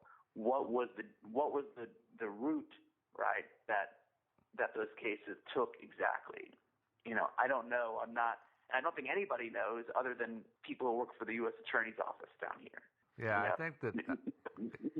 nobody but them is privy to that sort of information. Why did it take as long as it took? You know, It could be nothing more sinister than government inertia. I mean, you know how ponderous the federal government can be sometimes. It might be that simple. Yeah, and it might be as simple as, you know, prosecutors have vast discretion in terms of the cases they pursue. You know, why do they pursue this and not that? They have a lot of discretion there. So it could be something as simple as discretion. I don't know. I really don't know. I don't know, you know, what they're doing. I think that I know that under Eric Holder, police misconduct is a big priority for DOJ to prosecute. I know that. So I'd hope that this would catch their attention because of that priority, but it hasn't yet, as far as I know. Yeah, well, it might be, too, that they've actually reviewed it pretty carefully and realized that there's no way they can come out of it looking good. Because they can take over the case, but let's face it, I mean, there's a lot of conflicting information, and there appear to be hardly any physical evidence. And so correct. And of course, the trail is very cold. The last murder was 5 years ago, so the possibility of the feds coming in and, you know, on their white horse and actually solving these murders is pretty limited. So maybe for that reason alone, they realize it's not a case that's going to cover them with glory. It's going to be a case that they'll take over to great fanfare and then grind along for a few years and then not solve either. Correct. I mean, it is a very complicated case. A lot of narrative statements and a lot of completely uncredible witnesses. And, you know, they're old cases, which makes them harder to solve. You know, all of that said, I do think that they do have a number of ways in, particularly when it comes to, you know, federal cases in particular are all built on flipping people against one another. And I think in this case, you have quite a few people who could be easily flipped. Frankie Richard. Being one, I think, and there's quite a few others. When the feds prosecuted the NOPD misconduct cases, they would get people, you know, they would haul people before a federal grand jury. And if one of the cops engaged in the sort of lying and that they had engaged in the past, they would get a federal charge for that. You know, going up before a federal grand jury and lying is a federal crime. Yeah. So yeah, I mean, I don't know. I feel like the feds wield such an incredible hammer, no matter who they're going after, that it's doable. Well, and that gets to the question for you, which is, do you think that any of these will ever be solved? Good question. I certainly don't believe the task force will ever solve them. I do believe the only hope in this case would be federal interest, DOJ interest, and specifically interest from the DOJ Civil Rights Division, which goes after law enforcement misconduct. I think that's the only way. Now, will it happen? I have no idea. But I think that's yeah. Yeah, it seems unlikely because you know, this has been going on for a long time and they haven't stepped in. Well, yeah, I mean, I don't know. Okay, well, that's our interview with Ethan, and I'm so glad I was there. Yeah. I hope you guys enjoyed listening to that. Yeah, that is a lot of information, and it's hard to digest it all. And by the way, a lot of thanks to Ethan again for absolutely taking the time to talk to us. Yeah, no, I mean, I know it took us a while to catch up with him, and I'm glad that he was able to move his schedule around to do it, because it really, I think it does this story a lot of justice to get all of the information straight from the proverbial source. And Ethan really kind of has been the source here. As he talked about, nobody thought he was doing the story he was doing, so gave him the details they gave him. Yeah, and it's interesting. The fallout for him is like, at first everybody was willing to talk to him, and now some people are a little ticked off with him. And he's got to tread lightly around some people. Yeah, he's got to be a little more careful and a little more circumspect now. Now, I think Joe had mentioned this before. Ethan's been working on this for a good while, and as he said, the original article he wanted to submit was 30,000 words. The article that's up is 8,000, so that's a huge amount of information. And he's since gotten the book deal. He's gotten a book deal. I don't think we've talked about that yet. Yeah. And it's on the order of 100,000 words. But so there's the book deal, and then there's some other things. Oh, I guess, it doesn't necessarily pertain to Ethan so much as it pertains to this kind of vague speculation that the TV series, the HBO TV series True Detective, which some of you may or may not be familiar with, is loosely based on this story. Mm-hmm. And I think it's fair to say that it's not. It doesn't, derive facts from this story or anything like that. But I definitely, I watched True Detective as it was on, coming out originally. So I guess it's been, gosh, I'm going to say 4 or 5 months since the last episode of the first season aired. And immediately, I've vaguely been aware of Jefferson Davis 8 or the Jennings 8. But as soon as I started really getting into it, I just kept thinking, this sounds so much like True Detective. Just the vague ideas of, X number of murders, the weird connections in a parish in Louisiana, the kind of weird twisted people, personality, sort of incestuousness of the whole situation. And also the not to do spoilers or anything, but also a certain amount of potential police involvement and how much that allegation may or may not be true. And I think if you haven't watched True Detective and you have any kind of stomach for things like this, watch it. It's also very interesting, the parallels you can draw between these things. Yeah, absolutely. And I think that we should probably, that was part of our interview, and we haven't shared that with everybody yet. But let's share that part of the interview with Ethan where he talks about some of that stuff. Yeah, and actually I should mention one thing I should definitely mention. I think I briefly mentioned this, but I should be more specific about it. I have a book deal with Scribner, which is a division of Simon & Schuster, to write a book about this. And I'm quite excited about it for a number of reasons. One, the original draft that I turned in for the piece was almost 30,000 words, and what ran was about 8,000. So, I've got a lot of stuff that I have not used at all, and I've got a lot of material that I'm still developing. So it's exciting for that reason. And it's also exciting because Scribner publishes Nick Pizzolatto, the creator of True Detective. And a lot of people have noted the similarities between True Detective Season 1 and the Jeff Davis 8 case. I don't think actually that I think the similarities are really due to the fact that it's the same milieu. I don't think that it's Pizzolatto being inspired by one specific case, but I think it's a very similar milieu. But regardless, it's a very exciting thing to both be able to expand on a piece that was extremely expansive when I turned it in. Yeah. And then also to be with a publisher that did great things with Nick Pizzolatto. So and people should if you think the case is sprawling after reading 8,000 words of it, wait till you read nearly 100,000. Yeah, can't wait to do that. I did this,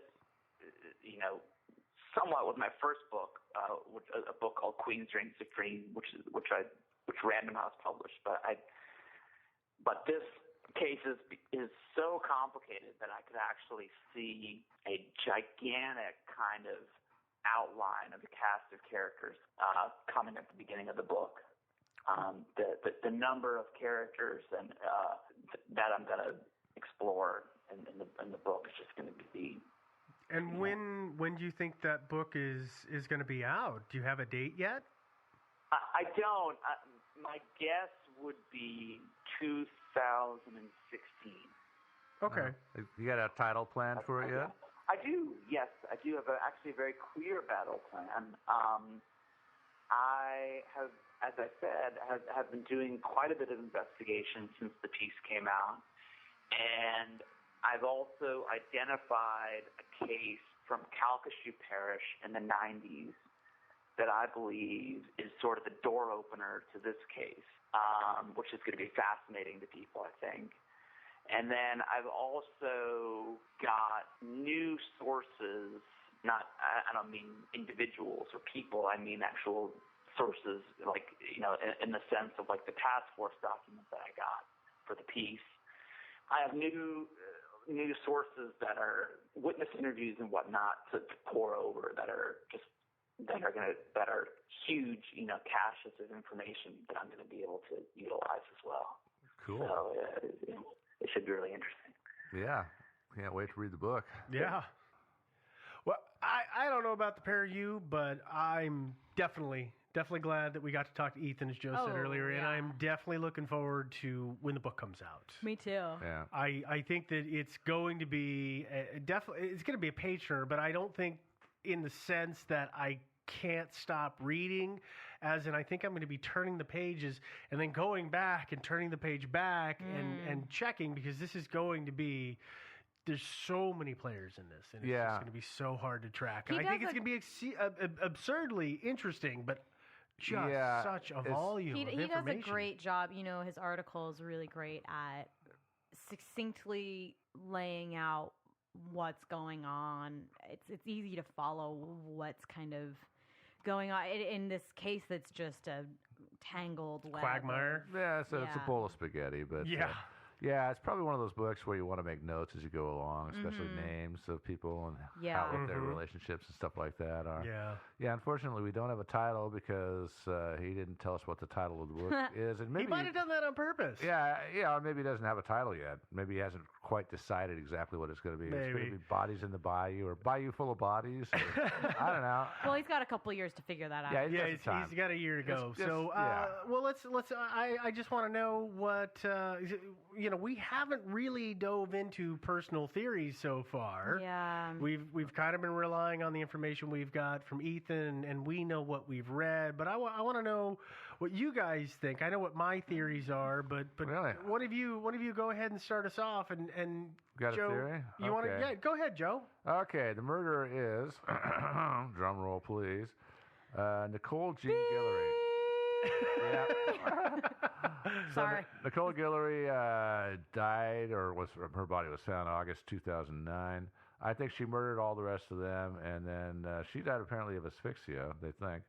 So I think she auto-asphyxiated and threw herself into the bayou. So you're just going for, you don't have a real idea and you're just making something up. Yeah, pretty much. Yeah. It could have been the owner of the Boudreaux Inn who was really ticked off that all these women caused so much of a fuss, and that his place got closed down. I think his place would have got closed down regardless. Yeah, I think so. From what I can tell. Yeah, but it's really hard to say. I mean, there are a lot of questionable characters in this town. A lot of them have peripheral involvement in this story, and they're also at the same time involved in the drug trade. So when you're in prostitution, that makes you kind of uniquely vulnerable, right? Then in and of itself, you put yourself into a lot of bad situations. Yeah, and then also, but when you're also involved in the drug trade, as most of them seem to be, then that's a whole other layer of motives for murder there. So it's really, really hard to say. And of course, I don't want to commit libel or anything like that. So I'm not going to say, and frankly, I don't really know. I mean, there's just so much going on here, and there's no real hard evidence against anybody. Yeah. So I'm going to go with space aliens. Okay. Yeah. Stole my theory, man. Lizard people. Sorry. Joe went with the lizard. Oh no, he didn't go with the lizard people. Okay, so you got the lizard hang people. on. I'll let you have, you can have space aliens. I'm going to say it's the same person who did the Hagley Woods thing. The body found in the tree. Okay. Yeah. All right, Devin, what's your thoughts on this? Again, just like Joe, I don't necessarily want to commit any kind of libel. I only know what has been published. But in my estimation, I guess, you look for the common denominators, and you've got drugs and prostitution, and it's a small community, and so okay, fine, those are all common denominators. But they're also all tied to this Frankie Richard guy, who I find to be super creepy. And there's been depositional testimony, it seems, to the fact that he has a violent streak, particularly when high and people say no to him. And, I don't want to say it's definitely this person. I don't have access to all the evidence. They're open cases, so there's a lot of stuff that the just general public cannot know. It's absolutely true. And, as Ethan said, some people in the task force have said Richard is an informant. He works for us. Yeah, he is an informant, yes. It's just one of those cases of, I don't know who to believe, but my gut instinct is to say that it's him. Mm-hmm. But the thing that's the most frustrating about this, this little TV spot that I watched, and one of the locals said the thing that's most frustrating about this is that somebody knows who killed all these women. Probably. Mm-hmm. Or it may maybe not be the same person. It may be a syndication. It may be a group of people. But at least one person knows for each one person killed. Yeah, it may be that the murders are not actually all that interconnected, and it might be there is no single one person who knows who killed all those women. It's true, but, I think... as far as Frankie Richard goes, for example, he was accused by Tracy Chasson of murdering, along with Hannah Connor, of... murdering Dubois in front of her. Yeah. And that was her accusation, and Right. that's why he was charged with that initially. But when you think about it, her story makes no sense, because here he is committing murder right in front of this person. It's like, what it is about Tracy Chasson that makes Frankie Richard and his godniece Hannah Connor believe that they can commit murder right in front of her and it's perfectly okay, and she's not going to say anything to anybody. It doesn't really make a lot of sense. I hate to say, but I think I can answer that question, which is... He's drug-addled? No, not at all. Is when you're in a small town. I've seen these kind of communities, and I've lived in these places, as everybody. And hey, can I trust you? Can I vouch for you? I've done things for you, and you've done things for me, and you're not going to say anything, and I'll do favors for you down the line. So you scratch my back, I scratch yours, kind of mentality. Well, I don't have the exact way. This would take a long time to suss out, but I think that if you have somebody so scared of you, think about, let's look at people who are abducted, and they're so afraid, like kids, they're so afraid of the person that has abducted them that they can brainwash them, is the word I want to use, into saying, don't tell anybody, or I will go kill your mom and dad. That kind of influence over somebody. Yeah. So I can see how that may be the reason that he, if indeed Richard is responsible for this particular murder, I can see how he could have done it in front of her and said, well, you're not going to talk because if you talk, I will come after you. Yeah, but you don't want me after you. But then but then she did talk, and she didn't wind up murdered. She talked. She didn't wind up murdered because a bunch of evidence against him disappeared, right? I guess Yeah, it's not a solid theory. No, I'm not saying that I have any kind of evidence. I can see why. Yeah, but I'm just saying that I think her story is not entirely credible. Which is fair. And there's a lot of... totally fair. There's a lot of things in this story that don't make sense. And like when we talked to Ethan, is the whole thing about the Chevy Silverado. Yeah. And supposedly transporting the body of Lewis, which does not make any sense. Yeah. If they murdered her by the guy, they put her in a drum and drive her around and then dump her back in a canal. Yeah. Although Ethan did say that it's not 100% certain that she was actually murdered by the canal. Right. But the whole thing about it is if you murder somebody and transport them around in your pickup truck, then what you do is when you get home, you get out the garden hose and you hose out the back real good and get the blood and the DNA evidence out of it. You and a lot of people understand that, but not everybody thinks about that, especially if not all the cylinders are firing because you're high as a kite on something. Yeah. Well, that's you're on true. amphetamines or whatever it is. You don't think about these things. Yeah, it's I mean, if true, you've ever but- been around a tweaker, they do some weird stuff because they think that they know what they're doing. Yeah, that's true. But and then if you have this, one of the things about the truck, it was bought by one of the local cops for a below market price, and then he took it to the car wash and detailed it all out, supposedly destroying evidence in the meantime. Well, if you want to destroy evidence in the back of your pickup truck, you don't need to sell the pickup truck to a local cop to take to the car wash. You can just take it to the car wash yourself. I get, well, except for that person was in jail, weren't they? Oh, The owner of the truck was in jail. Yeah, but I'm not sure how much time elapsed. I know between she'd the- been, Siler, between the I know murder. she'd been charged, but I don't know that she was in jail at the time. But I mean, this is the problem with this case. There's so many weird loops. Now, personally, I think that some of the murders are connected. I don't think they're all connected because, as we talked about in the interview with Ethan, I-10, I think it's I-10 is right there, and so it's a major thoroughfare, and so I think that it's not an uncommon thing to discover that we've got a trucker who killed a woman. Yeah. So I think that might be part of it. I think the drug trade is part of it.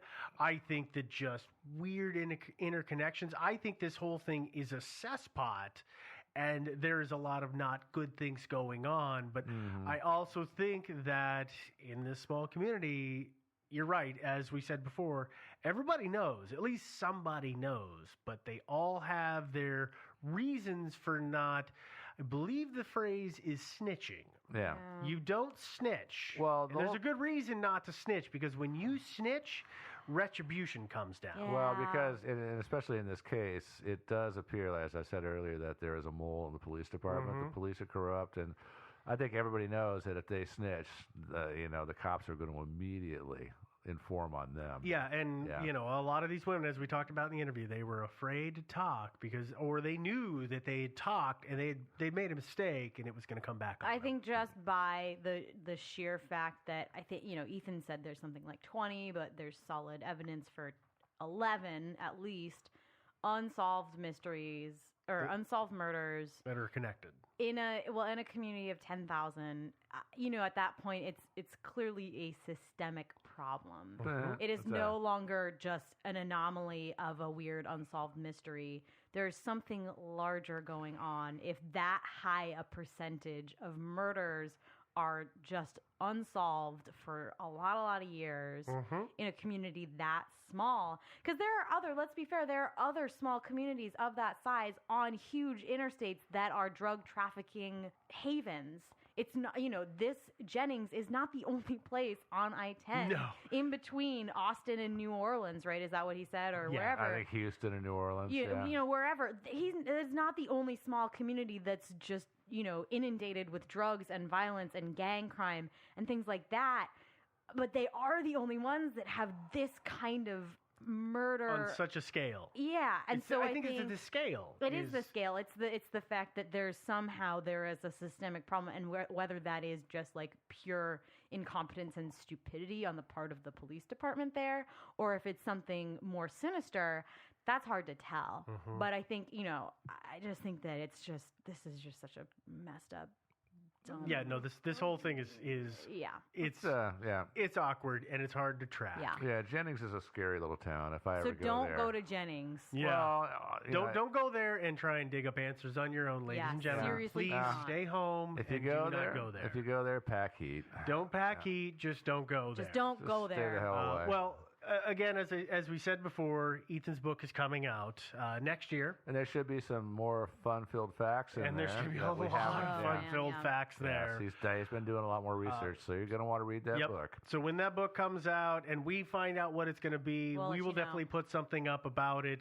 But in the meantime, all of the links and a good spot of the research that we did and we got access to about this story will be on our website. The website, as always, is going to be thinkingsidewayspodcast.com. You can read all the links there. You can find the PDF that helps kind of outline this story for you. And, of course, you can listen to the story there as well. If you want, you can always go ahead and stream the show. You can stream the show on Stitcher. So any mobile-ready device, tablets, phones, whatever they may be, you're going to be able to follow it all there. And, of course, we're on Facebook. And I know a bunch of you have been on Facebook, and we're getting comments and all that good stuff and good conversations, which is a lot of fun. And if you haven't done it yet, find us and friend us. And we've also got a group there where there's some discussions going on and things being shared, which is always great. Mm-hmm. I liked our page. I should like our page. Yeah, I finally I like did. our page a lot. You can, of course, download if you don't want to use Stitcher and you don't want to use the website. I know it seems like the majority of the folks, at least over half of you, are using iTunes. You can use iTunes, find us on iTunes, and just download the episodes for whenever you want them. And, of course, last but not least, if you have something you want to tell us, you've got story suggestions, you've got leads for us, you can do that all on our email, which is thinkingsidewayspodcast@gmail.com. As a matter of fact, this story was suggested to us by a listener via email. That's right, Thomas, right? Thomas, yeah. Thanks, Thomas. Thomas, thank you, and at the same time, I kind of regret you having done that because we've just gotten so deep into such a crazy story. No, it was very good, but at the same, Yeah, Steve's going to go insane. I really am. Yeah. I'm going to keep making infographics about this story until the day I die. That's probably true. It kind of might be. Now, Colonel Mustard in the study with a candlestick. Is that your answer? Uh-huh. Oh, well, thank you, Joe. I Makes appreciate sense. that. And before we forget, speaking of emails, we did get an email this week. We got an a email. lot of emails Well, I was going this to say, week, yeah, we got an okay. email this week that, whenever I say that, I'm like, oh, this one stood out. I really liked it. I That's really what had a you fun mean. time. Yeah. So I didn't know who wanted to read the email this week. I don't care. I'll read it. This email is from a guy named Jacob. Hi, Jacob. Hey, Jacob. Hi, Jacob. It says, "Hi, I really like your show, and after finding it at the start of a 16-hour drive, I proceeded to listen to 16 hours of Thinking Sideways. I'm so sorry, Jacob." I said the same thing to him, and he said it was awesome. Did we keep you awake, I hope? Not put you to sleep? He says, "It was a great marathon, and I really liked your interpretation of these events. I'm currently working as a scientist, but still fall for imaginative or fantastic explanations for many stories that rather than the logical choices. For example, I read about the Dyatlov Pass incident a while ago. Apparently I can't read today, I'm sorry. And could only conclude radiation and or monsters, which probably makes me a pretty expletive-deleted scientist. Your walkthrough of the story using the avalanche hypothesis makes such great sense. He has, as everybody who emails us, almost everybody who emails us, he has a little suggestion, and he gives us his scientist take on it. Which was really, really interesting. Yeah. It says that, like, Yeti. No, on the story he suggested. Yeah.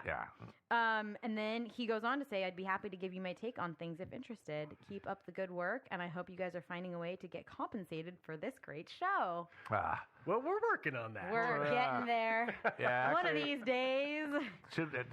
Should we put a tip jar on our page?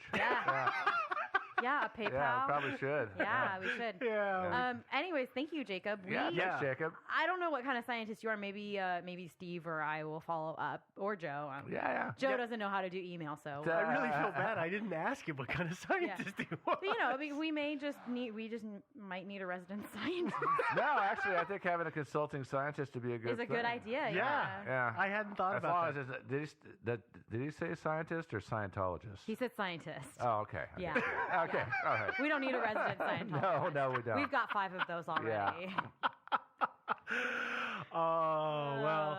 All right, right, ladies and gentlemen. Well, that is what we have on the Jefferson Davis 8. Also known as the Jennings 8. The Jennings 8. Yeah. I hope that Also it called helped. sometimes the Jeff Davis 8. Yeah. Just so you Or know. the JD 8. Yeah. If you want to be hip and abbreviate everything. JC 8. Or just Yeah. the 8. Yeah. Anyway. Okay, well, so I hope that while we didn't necessarily solve the issue, we might have hopefully clarified some of the facts that you've heard about or you've read about, and it gives you a better perspective on it. Because I think in this particular story, that's about the best we can do, because this one is a long way from being solved, and I think Ethan hit it on the head. Until we get some big government intervention, we're not going to get an answer. I don't think the FBI is going to solve this either. I don't think they're going to step in. But. No, they're not going to. But it's a cold trail. Let's face it. Mm-hmm. You know, I mean, and the problem is all the witnesses and all the people that come forward saying they know something about it. Well, a lot of them are dead, and but a lot of the other ones are drug-addled and not necessarily reliable people. So sorting out all the counterclaims are sort of important. Yeah. So in other words, it's not just enough to get somebody to snitch on somebody. You need some actual physical evidence too. Yeah. And I think that's all been sort of washed away or pilfered from. The oldest one is 9 years gone. Yeah. So that's a hard. I'm hard thinking one to it's do. not likely that this is going to be solved. Yeah. Steve. What? Did you hear that? I did. Did anybody else notice that? Yeah. Joe just admitted that we have not solved a mystery. Well, no, we solved it. Somebody did it. I mean, it's like at a high level, kind of, you know. But as far as specifics, no. I think that. No, it's okay. Let's stop there. Team Sideways can break this thing wide open, but we need to go to Jennings in person. And for that, we're going to need money, so you guys start sending us money. Joe, can we just go to Stonehenge instead? Oh, yeah, if we're going to go someplace. That's a good point. Yeah, pick another one. Let's go to Hagley Woods. Let's solve Better. it. You want to Okay. go there? All right, we'll go to one of those places. Okay, so listeners, send us a bunch of money. The crap out of this stuff.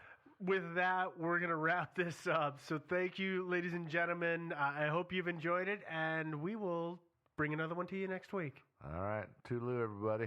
I'm sad I can't blame aliens this time. I'm not. It's not too late. Go ahead and blame them. It was the aliens. All right. Yeti.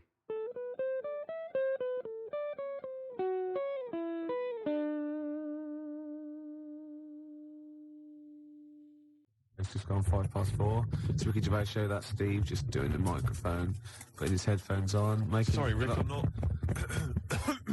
Sorry, I just didn't give me much time to prepare myself. So No, hang on, a week.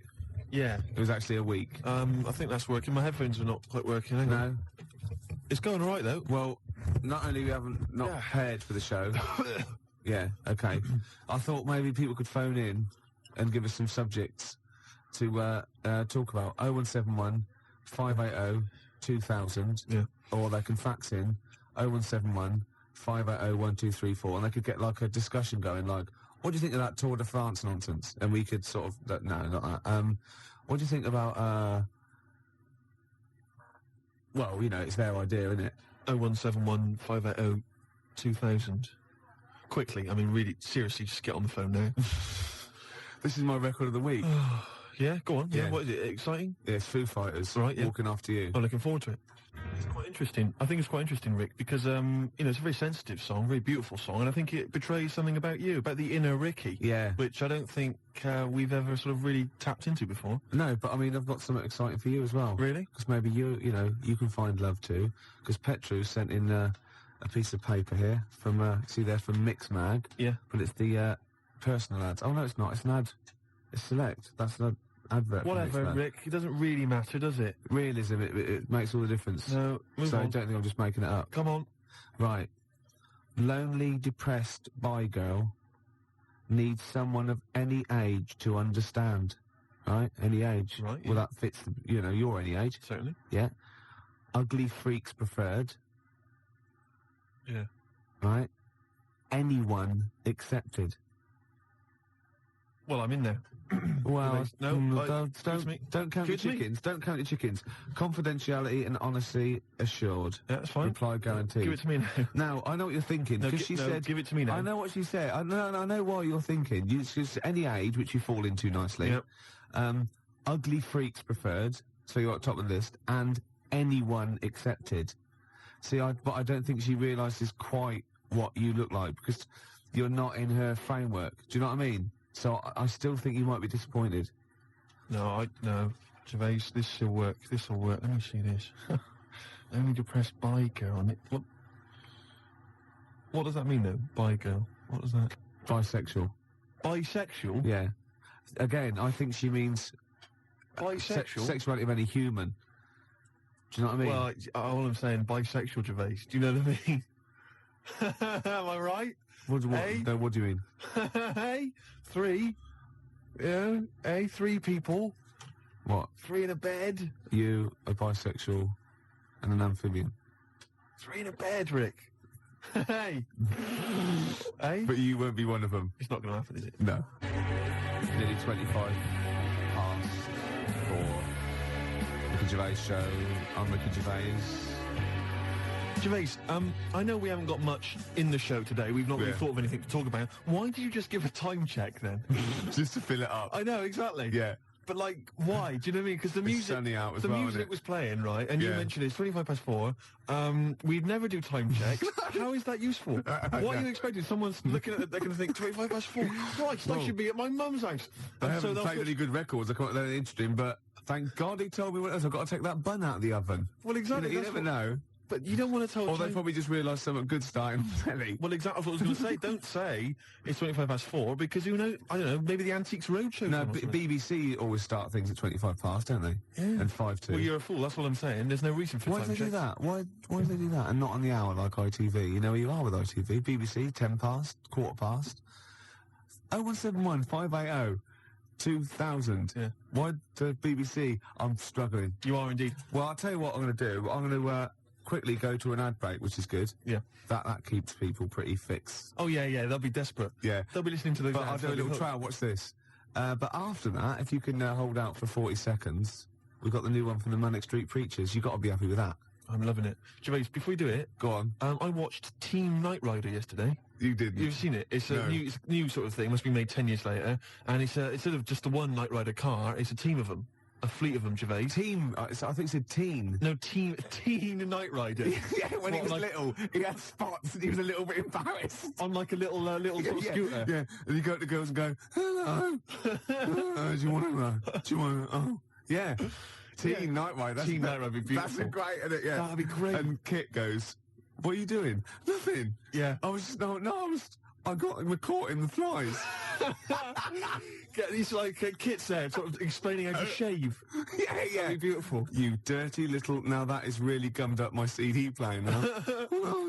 Oh, we'll stop it there, surely. Team Knight Rider. Team Knight Rider. I tell you, if we get on to talking about telly programmes, Gervais, we'll be here all night. Yeah. Won't we? Yeah, well, it's about 25 past 4 now. That's brilliant. They're disappointed. But listen, Gervais, you know I've always said that, you know when a party's going bad, when you end up in the kitchen, talking about old kids' TV shows. And singing the theme tunes. Exactly. And you remember Swizzlers. Oh, yeah. And Flying Saucers, yes, we remember and Flying Batwing Jumpers. And everyone starts laughing. Batwing Jumpers. Do you not remember Batwing Jumpers? She's retired now. Thanks. Grot Bags. Hey?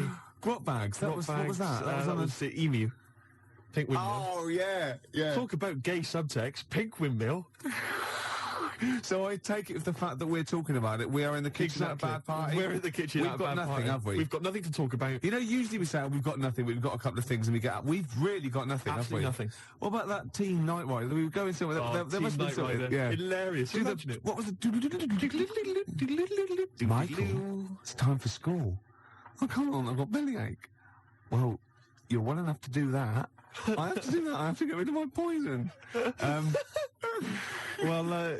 Team... I wasn't talking about Teen Knight Rider. No, sorry, Team Knight Rider. You're actually going to tell an anecdote there. Well, no, not really. All I was going to say was that it was great yesterday because there was Team Knight Rider, which is the sort of 10 years later, there's a team of people with super electronic cars driving around solving crimes. Yeah. And then it flipped over, and there was Butt Rogers in the 25th century, featuring Gil Gerard. Do you remember him? Good-looking fella. Yeah. And Twinkie, all the rest of it, bitty, bitty, bitty.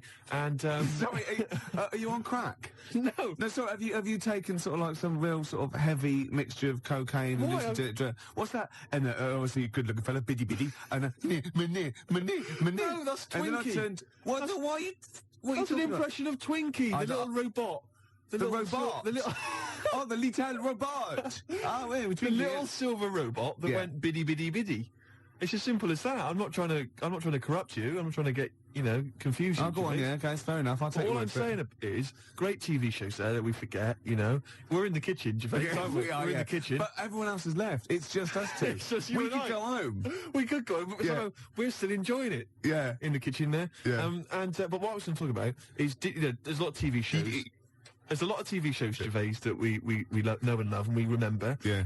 But a lot of films, right, that became TV shows, MASH, obviously the big success. Did you know, Gervais, I read about this yesterday, fantastic. Do you know that they made a TV show, right, in 1982 of Casablanca, right, featuring David Soul. As what, Rick? As Rick. What a fantastic TV show. That is fantastic. It'd be Casablanca, and you'd have a picture of him, wouldn't you? And every week they'd find a different reason for him to say, play it again, Sam. And lovely Patty Coombs as his Liza, whatever. Oh, that was fantastic. Mr. Rick, I'm not playing backgammon for money. Play it again, Sam. It'd be great. Every week, whatever it be. I don't know what they're different contrivances, like a catchphrase. Oh, that'd be fantastic. Great, wouldn't it? Bobby Crush as the bloke on the piano. You must remember this. Oh, fantastic. Every week he gets an excuse to play it. That is Well, once, right, I was looking through, right, and there was that TV show called You Must Be the Husband, right? Yeah, it was called You Must Be the Husband, and I'd never seen it before. And me and Jan were watching it. It was just flicked over. We saw the last that we were going to watch something else, and it just ended with the waiter coming up to one of them and going, "You must be the husband." And we thought, do they have to remember that every single week? Dearie me, that's like a hard work. I tell you, putting catchphrases, in TV shows, hard work. David Soul.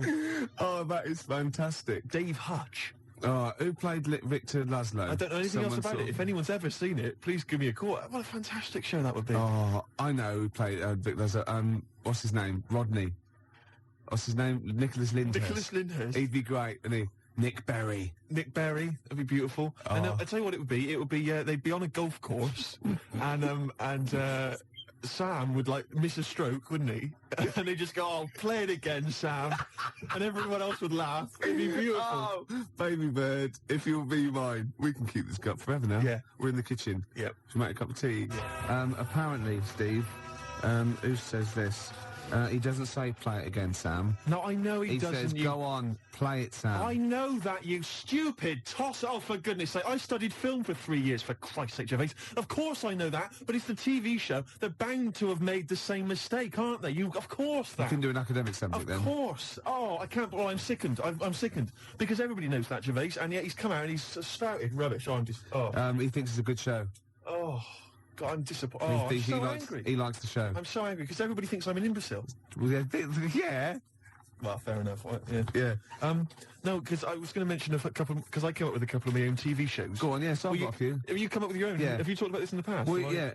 Oh, yeah. You know, like when they have a cliche in the title, and that's the like the best one we came up with. Like a touch of frost, and it's his name. I know, I love it. Yeah. But my favourite, this is one I came up with, right? It was called Lady of the Night, right? But that's night spelled K-N-I-G-H-T, right? Yeah. And what is clever about it is, what it is there's a knight, right, a knight of the realm, okay, but it's set about sort of 1870 or something, sort of Sherlock Holmes era, that sort of thing. And he's a knight of the realm, you know, was it Sir Johnson or whatever? And he's a knight, whatever. But he doubles up as a private investigator, right? Yeah. And he's got working for him a prostitute, right, who's also a private investigator. Yeah. And it's called Lady of the Night, you see, and it's double meaning because it's a pun. Because she's a lady of the night, and she's a lady of the night. It's a night. It's fantastic. Brilliant. And they go around, but seriously, they go around investigating like crimes, sort of Whitechapel and stuff, and it's brilliant because you know. And there's a bit of sexual tension, Gervais, obviously, and obviously got all the Victorian elements and everything, and obviously they can't associate with one another openly in the streets, because that would be, you know, he's obviously got to maintain a certain reputation. Yeah. So it's Lady of the Night, and there's all the intrigue and tension. What do you think about that? You thought this through? I thought that through. That is fantastic, using all your technical knowledge and your film study and your... Yeah. I came up with one, starring naughty Samantha Janus as a nun, with Diana Rigg as a Mother Superior, and it's called None the Wiser. That's beautiful. And they're naughty. And the sequel, she gets pregnant and she has to go and work in the kitchen, right?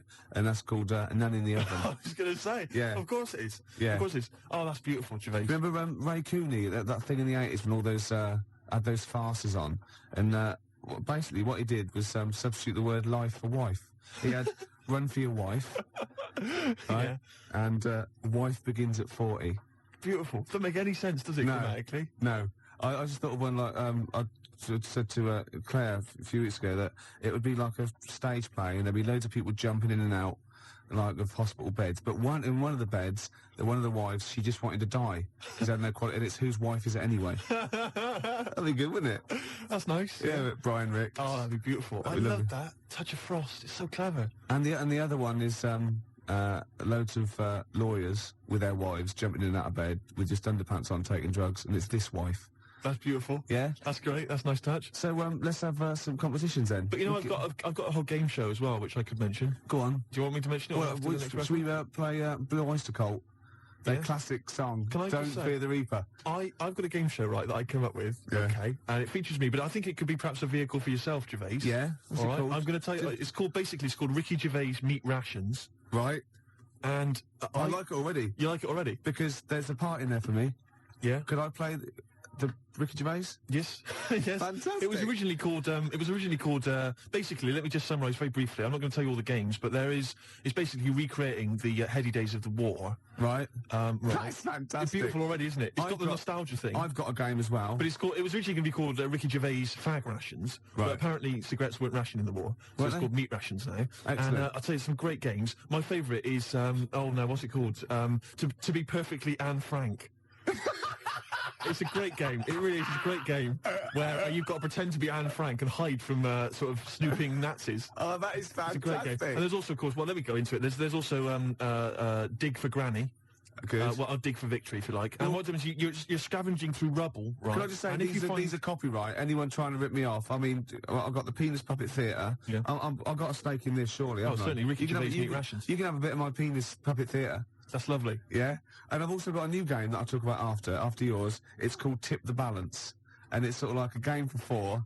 And it's like, I'll send it off to Waddington, see what you think. I mean, there's teething problems with it. Okay, well listen, Gervais, look, let's play Don't Fear the Reaper. Let's play that tune. By Blue Oyster and his cult. It's a classic. Yeah, and then we come back and we try and make some money. Let's make some cash. Well, you've got to be happy with that. Blue Oyster Cult, Don't Fear the Reaper. Yeah. Yeah? So go on then. So what other games are in this Ricky Gervais's Meat Rations? Well, it starts off, there's the sound of an air raid siren. Yeah, I like it already. And we came up with Start Queuing Up, Mum, for Ricky Gervais Meat Rations. Excellent. Do I look like sort of Walker out of Dad's Army? Yes. Oh, that is fantastic. Now you come in. Yeah. And what it is, the set, right, is kind of like half of it is an old sort of East End pub, and the rest is kind of rubble and debris, and a skyline of ruined, Britain. And what it is you come in, you're fairly sort of sharp and dapper, and of course Chaz and Dave provide the music throughout the show. And you know the Dolly Bird that usually comes on? She's a woman with like curlers with a little scarf on it. That's right. She comes out with those little floral aprons. You've got it. You've got it. Oh, fantastic. And there's a game show. There's a bit in the show called Roll Out the Barrel. Yeah. I don't know what happens in that. Yeah. Roll out the barrel.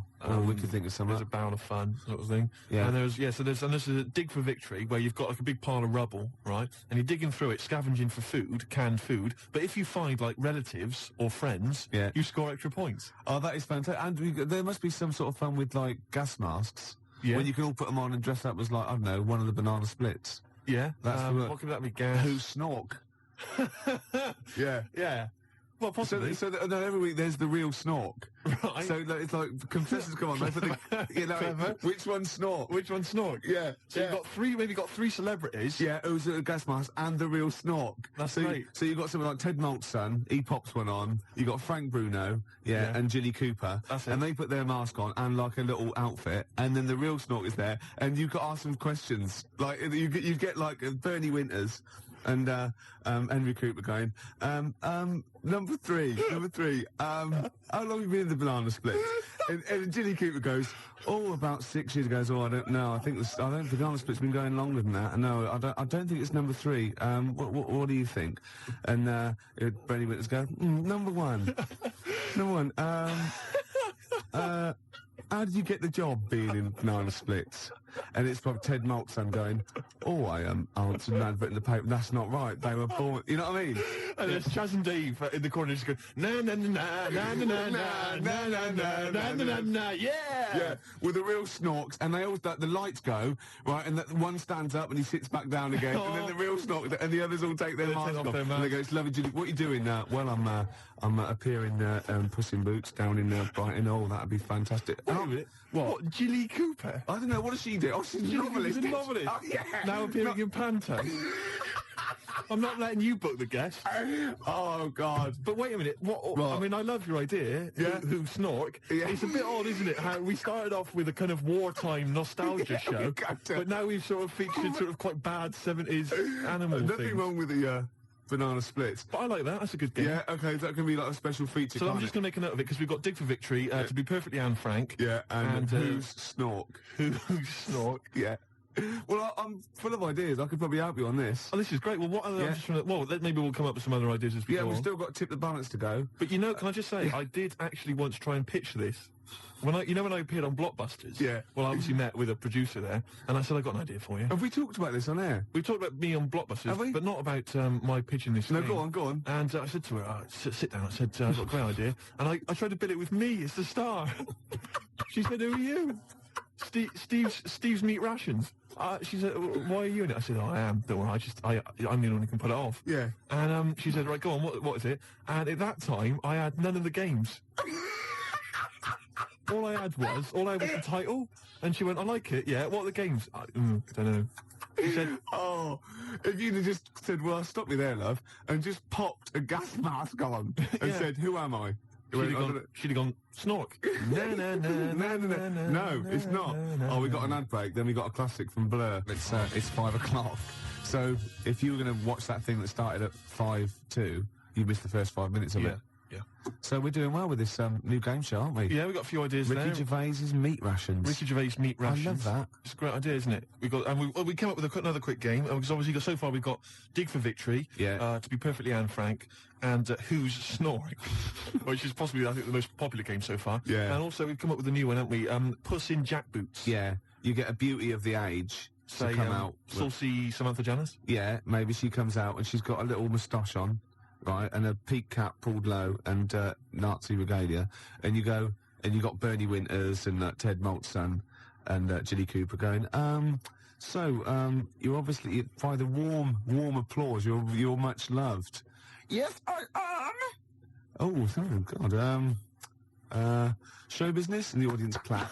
Obviously, yeah. Well done. I don't know. You're doing the Nazi accent very well. You an actress? Yes, that is correct. Yeah, it'd be great, wouldn't it? Could you salute in, please? Yeah. That'd be nice. Just do a little Nazi salute. Yeah. Little click. That'd be lovely. I thought of a little quick And game. what's that one? That's called Puss in Jackboots. Puss in Jackboots. Yeah, lovely. I thought of a quick one. It's called Get the Hell Out of Hiroshima. Right? It's against the clock. Anyway, there's that's there as well. And we got any other ideas, Gervais? The Cure love song. Gervais, it's time for the game show everyone's talking about. Make Gervais laugh. Yeah. We've had an entry here this week, all right, and what it is, let me explain the rules. Somebody sent in a picture, Gervais, right, I'm going to show it to you now, and if you laugh, then hopefully this young fellow wins a prize. It's from Neil in, let me see, Highgate. Oh, no, I'm laughing already, though. Are you? Yeah, because well, straighten yourself out. All right, okay. Straighten yourself out. Now, you've not seen this picture. Oh, it's been so disappointing if it's not funny. There's nothing worse than that, you know what I mean? I know. Okay. Well, I think you'll laugh. You run the risk. Well, that's the nature of the game show. Okay. All right? And what's in it for everyone else who can't see the picture or cares? Nothing. Right, Absolutely nothing. that's good. But then, what We're not here for their amusement, are we? All right, we're busy men. We got things to do. We got to entertain ourselves. Yeah. But what I would say is, what is there in this show anyway for anybody else? Good point. At least we get a laugh. Yeah, okay. Now, what would it say? The other thing, though, is there a prize for Neil? Yeah, if I laugh. What can you give him? Will you give him sort of like a chuckleometer? You go on the Ricky Gervais's chuckleometer. The chuckleometer? Yeah, it's up to 10 CDs. Right. Oh, really? Yeah. Oh. Okay. All right then. Well, okay. Because that first one we did ages ago, that was up number 10, wasn't it? Yeah, 8, 9, 10. Yeah. Right. Here comes the picture. I think it looks to me like it's an internet picture. I'll be Okay. honest with you. You ready? Yeah. Okay. Here comes the picture now, Gervais.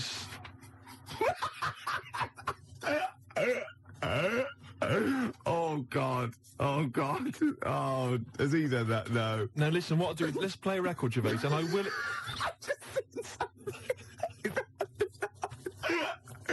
Don't explain it. We can explain No, it. We can explain it. No, don't, please. Right, no. When I was about 16, my nephew got mumps, and all the men in my family were really worried, right? And I soon found out why. You know, obviously, if you get mumps when you're an adult and you haven't had it before, you go sterile, or it can cause sterility. Really? Yeah, Blimey. yeah. And I was about 16, and this worried me, and I went to my mum and I said, have I had mumps? She went, you've had one mump. Now, I don't know what mumps are or is, but I'm pretty sure you can't have a mump. Or, I think she meant that one side of my face swelled up. Like a gobstopper, it was. But what is a mump? Or what are the mumps? I mean, it's a viral infection, isn't it? I don't want to embarrass myself. I don't want her to be right. Like I a don't doctor know. Can you said, have yeah, like a number of mumps or one big big mump? What if you had one big It's like mump? like a hunchback for a while. You're just like you're mump backed for a while and just walk around. You mump back. Yeah. Mump back, but yeah, exactly. But apparently I had one mump. So I could probably one of them, just one of them went a bit sterile. Can you, so you can become sterile if you have the mumps when you're an adult? Apparently, yeah. Can you, I mean, does that, for instance, it doesn't cause, say for instance, an adult had the mumps, right, Yeah. and then he sort of had sex and he gave birth to a child, his wife gave birth to a child. Yeah. That can't cause any other problems. It can't cause deformity or anything. It's just, no, because it's just my dad had the mumps. I don't know. We should get our facts right, really. If there's a doctor out there, I mean, can mumps cause sterility? How does it do it? I have stories about, my teacher, his mate, had to have them, they swelled up, and he had to put them in cotton wool for about a month. God almighty. Because it can, you know, mumps aren't fun. No, I'm not saying it. I mean, well, all I can say, maybe you've had mumps and now you're sterile. That could be mumps aren't fun. Yeah. That's like go to work on an egg. Isn't it? Yeah. Who said that? I was having an argument with someone about who said go to work on an egg. Someone said it was that William G. Stewart bloke who... No, it was Faye Weldon. No, it wasn't. It was Salman Rushdie.